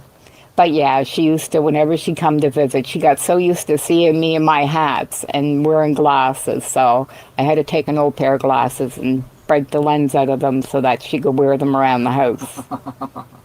She liked dolls, she liked stuffed animals, and she just had this prim and proper way of almost like she was posing all the time. But she always reminded me of a little girl that lived in her own dream world. She'd play with her toys and she's chattering away to herself. Now, Jack didn't overly talk a whole lot. He was a very quiet little boy. Okay. He was a very quiet, shy little boy, very reserved, at least up until that age, very reserved. But he quietly played with the toys, and he liked the stuffed animals. He played with them, and he loved the toy horse I had there for them. How did you hear that they had gone missing? We were in Halifax when we got the news. The mother of another grandchild I have, I guess she's seen it on social media. So right away, she sent a message. It was quite a shocker. I don't think you can make anybody understand. What struck me about Belinda is that she understood and described a change in Malaya that she noticed over the last few years. I thought her gift was being a mom. That I really thought that was her God-given gift, that she seemed to just breeze through it. She was actually everything a grandmother could want for a mom. Really? Okay. She was an excellent mom. An excellent mom. She didn't raise her voice. She had more patience than I had as a mom. Wow. And so, what do you think happened? Things started to change when she met Daniel. Yeah. Okay. That she had told us about meeting him, and that she did believe it was going somewhere, so I was happy for her. And I told her, well, as long as he makes her happy, because kids are happy if mom's happy. Yeah. And we kept in communication that the kids' birthdays and Christmas, that she was staying with her grandmother at that time in Truro. Yeah. So we would go there to drop off the kids' birthday gifts or Christmas gifts and visit with them. Then we noticed that it started to change a bit. And what kind of change did you notice in her? She started to get distance. That the last visit she had them here, that was in the summer before Jack's birthday, so that... Well, that's a sure sign of domestic abuse, isn't it? Coercive control. She started to get distant. I think drugs are heavily involved in this case. I remember what she may say it in this interview, but definitely she said she was surprised when she went there, the state of the place. You know, people who live in that sort of, you know, horrible, you know, if you saw the place, you know, it's normally related to drugs, isn't it? When they just don't care about their environment. And she said, this grandma Belinda said that when she went to the homestead place, she couldn't believe, because she remembered Malaya as being a very, you know, very sort of house conscious, cleanliness conscious mum. And I think Malaya, personally, the more, whatever, I'm not saying Daniel had anything to do with Jack and Lilly. Maybe he did, maybe he didn't. I have no idea. But one thing I do feel 100% certain of, Daniel is a coercive controller, and Malaya was under his spell one way or another. And that, I'm not, you know, it's her own fault in a lot of ways. You know, but these sort of things don't happen overnight. I think he was controlling. He probably tried to isolate her from her family. And what Belinda's saying about the distance increasing between them, that, well, Daniel would have had a lot to do with that, but it doesn't happen overnight, does it? It happens very gradually, very insidiously. Probably would have been around July or August. Mm-hmm. She did make the comment that it bothered Daniel coming to visit us. Yeah, I bet. That he assumed that she was coming so she could run into Cody. And I thought, well, I mean, they're only young, so we made it clear that, look, if he's got a problem, bring him too. Do you think that the reason why you haven't seen them in the last 2 years is because of that? I do feel it's because... Yeah, because Daniel wouldn't have liked Malaya to go there, and she might bump into her ex-partner, the father of Lilly and Jack. He won't have liked that, will he? He didn't like those children. I don't feel that he did. I don't feel from Daniel or his mum any love towards Lilly and Jack. Doesn't mean to say they murdered them, but I just don't feel it. You know, because at the end of the day, when you have, you know, they had summer between them, meadow between them, but every day that he's looking at Lilly and Jack, he's reminded that Malaya has had another relationship before that she's had 2 children with. Because of him, I do. I mean, she was coming all the time up until she got with him. And then when she drove to the home the day after the children went missing to help look for them, she was flabbergasted at the state of the home. Yeah. Malaya appeared totally different to her than she had previously. She wondered what happened in those 2 years. I was blown away when I found out where they lived. Why? What is it about that area? Well, we passed a few times in the last couple of years. And I actually remember seeing the mobile home. And I remember thinking that, my God, they should at least clean the yard up a bit. I'm awful critical of things. It's a shame, but I am. Well, it's okay. My philosophy has always been a person can be poor because I don't have money, that I am on the poor side of life. But you fix up what you got. You keep clean what you got. That's just been, so I had no idea. And I made a comment about the trailer twice when we had passed. So Saturday. That's true, isn't it? You don't have to have a lot, but you make the best of what you've got. You know, you're lucky if you've got, you know, I'd be quite happy to live in a trailer, to be honest. There's, you know, probably take less time to clean it than my house does. You know, it's not about where you live. You make the best of what you've got. Plant your little flowers, or, you know, we could see from Belinda's house, She looks after her garden. You'd be thrilled to have a garden, wouldn't you? It's not about, having a massive house and this, that, and the other. It's just about looking after your environment, because you have to live in it at the end of the day. And it's strange that she was shocked not only by Malaya, but the place where she was living. Me and some of my family members took a trip out Saturday to do some searching. And then Monday we had the four-wheeler and we started doing the trails. And we took the trails all up through the pipelines and the power lines that we checked all the trails. And the ribbons were everywhere, that the searchers were all up through the area. The ribbons that you couldn't go within 4 feet without seeing ribbons throughout the woods everywhere. That I did know they were well searched.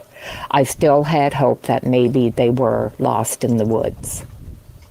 Then when we come back to the trailer and the cousin met me out in the yard, Daniel's cousin. Okay. She met me in the driveway and I asked where Malaya was. And she told me Malaya wasn't there. And it hit me like a ton of bricks. What was it about that? If she could leave, then to me she knew her kids weren't coming back. Because I know I couldn't leave. I wanted to sleep in my car there. Oh, exactly. That, when Belinda says that, I just think that's exactly how I feel about it. She's saying that when Melinda left, she felt that she knew the kids weren't coming back because, sorry, not Melinda, Malaya. How could she leave? How? And I agree 100%. She said she would sleep in the car there. I would have slept in the car there if I didn't want to be around Daniel. Or I might have gone to a hotel up the road or slept in my car up the road. But there's no way you would drag me away from that property, knowing that my children might just walk out the woods at any moment, or they might need me. That's what makes you think Malaya does know the children aren't coming back. But why would she know the children weren't coming back?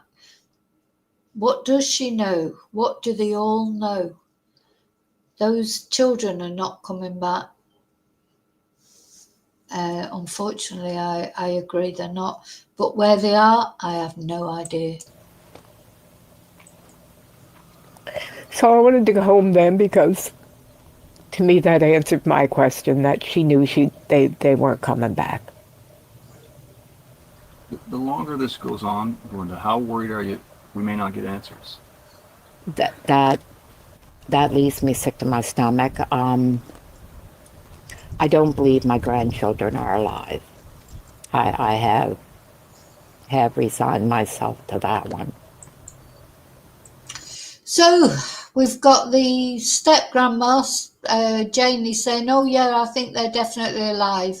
And we've got poor Belinda saying, I don't think they are. But to not get answers, it's like, no.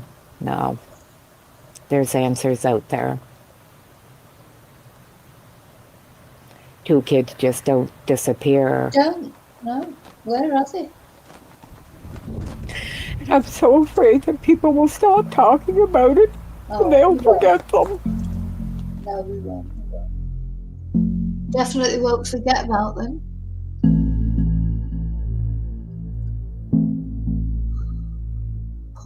These poor kids and that poor woman. So in August, the Globe and Mail and other media outlets received 13 documents.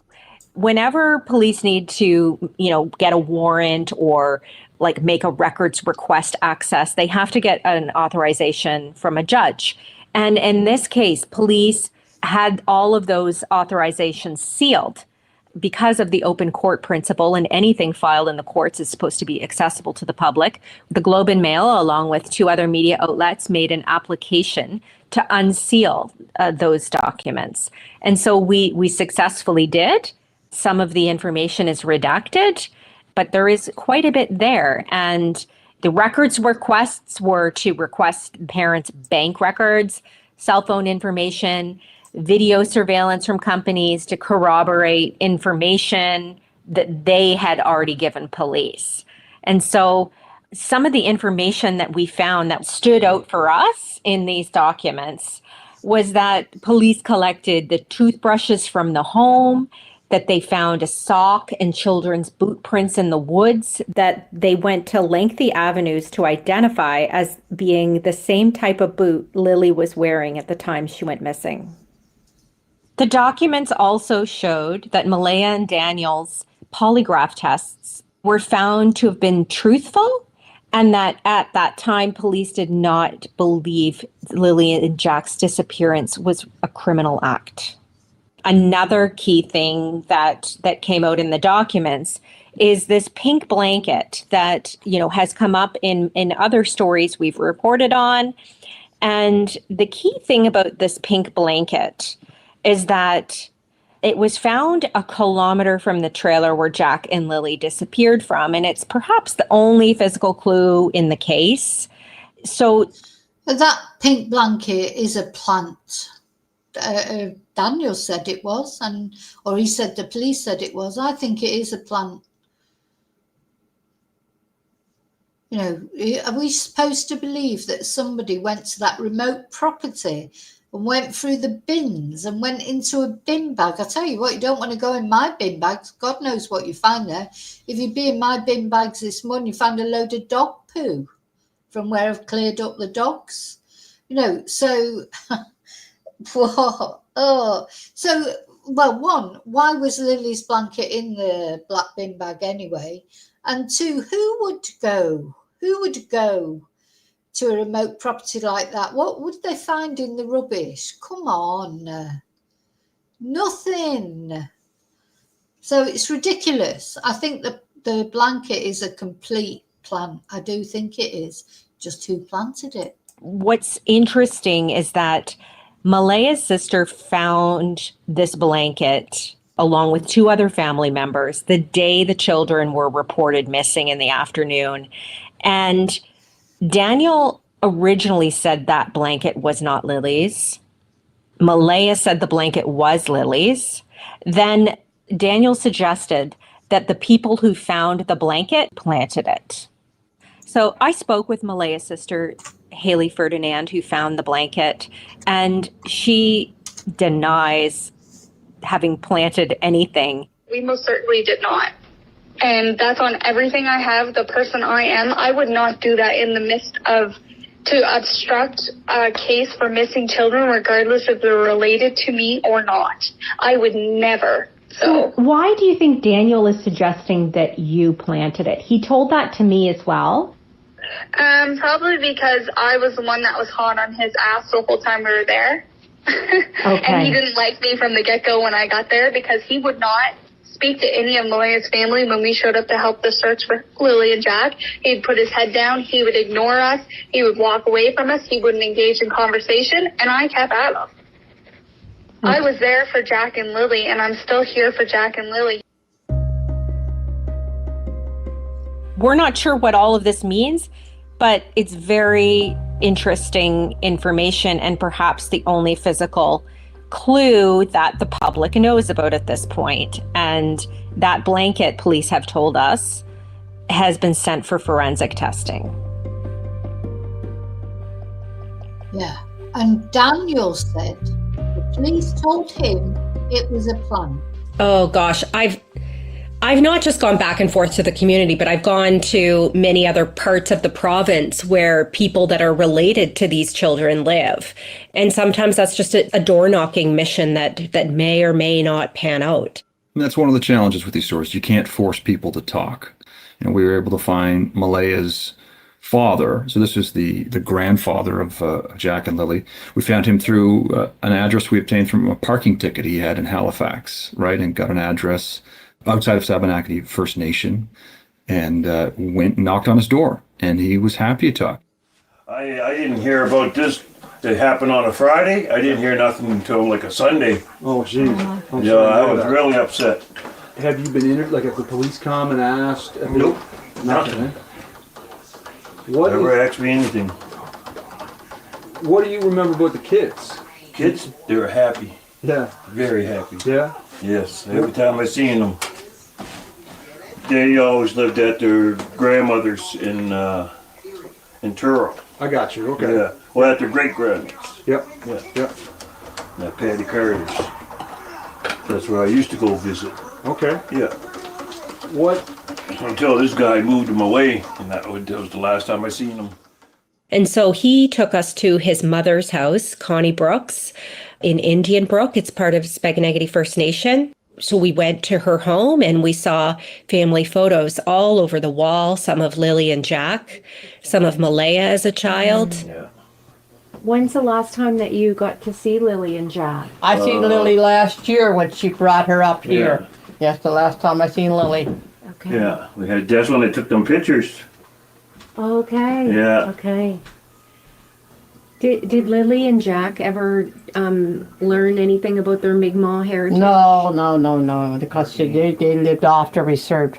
Okay. They didn't really come up occasionally, when she brings them up and visit. Yeah. She brought them up, and did you show them anything? Yeah, we showed them everything, and then, And Connie Brooks told us some interesting information.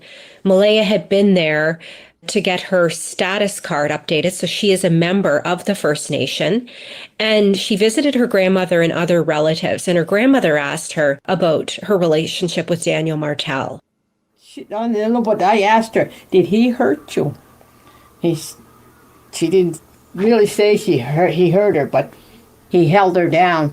He held her down and took her phone on her, and she couldn't talk. She couldn't allowed to use the phone.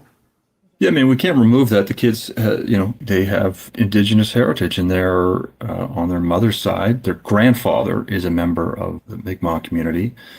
The kids do not have official status with that community, but certainly the Mi'kmaq community has been involved in the search and providing legal assistance to their mother. So it is a part of the story. I do see the case as connected to missing and murdered Indigenous women and children because, well, for one, Malaya's father brought that very issue up to us and was wearing an orange shirt to raise awareness about missing children. And yeah, so it's important to remember that Malaya is Indigenous, and so by their birthright, they are Indigenous as well. Whether that's got any relevance to the case, I don't know. While there hasn't been a specific outcry about it, I think one thing to consider is that children going missing or being murdered happens more often to Indigenous kids, statistically. And so you can't disconnect that these children have gone missing for this long with no answers from their Indigenous heritage.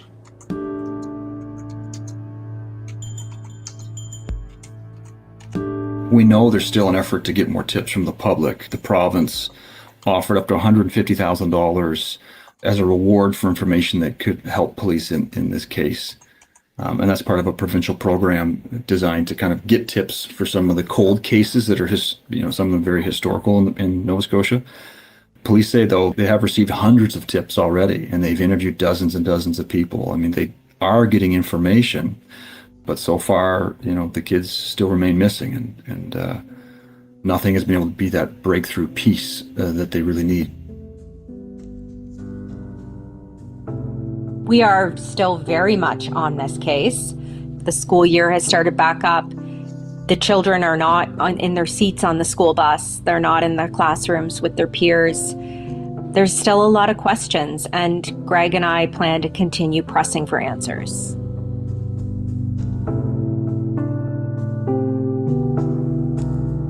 That's it for today. I'm Cheryl Sutherland. Okay. Kasia Mihailovich produced this episode.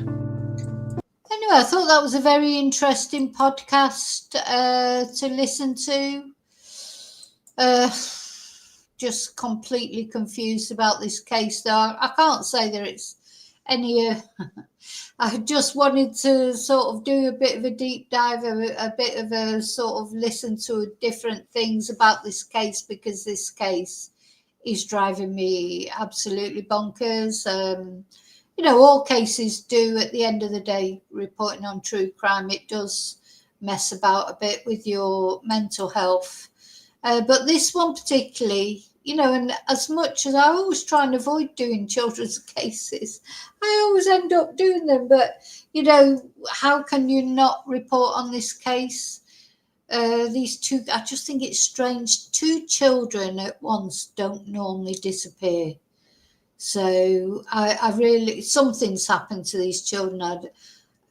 I don't know what, but it's either somebody's done something to them or they've had an accident there local to their home. But we'll carry on looking at this case. I want to thank you all for just being here and sort of, caring about them, but also letting me, giving me your insights on it and letting me sort of waffle on about my insights. I feel like looking back at the police interview that was done, I feel like that policeman, I feel like they know quite a lot more probably, and maybe that'll all come out in the wash shortly, hopefully. But yeah, I don't feel like these children are alive, which is very sad. I hope they are. But unfortunately, it doesn't feel like that. So, okay, thank you. Have a great day. I'll see you really soon, as always, in the next video. And until then, may your God go with you. Bye. Oh, look, as soon as I start saying that, the big dog comes over. She's like, she knows that when I say, may your God go with you, I'm nearly finished. She's like, oh, good, give me a bit of attention. Oh, you're so beautiful, aren't you? Okay. Sorry, I was setting up.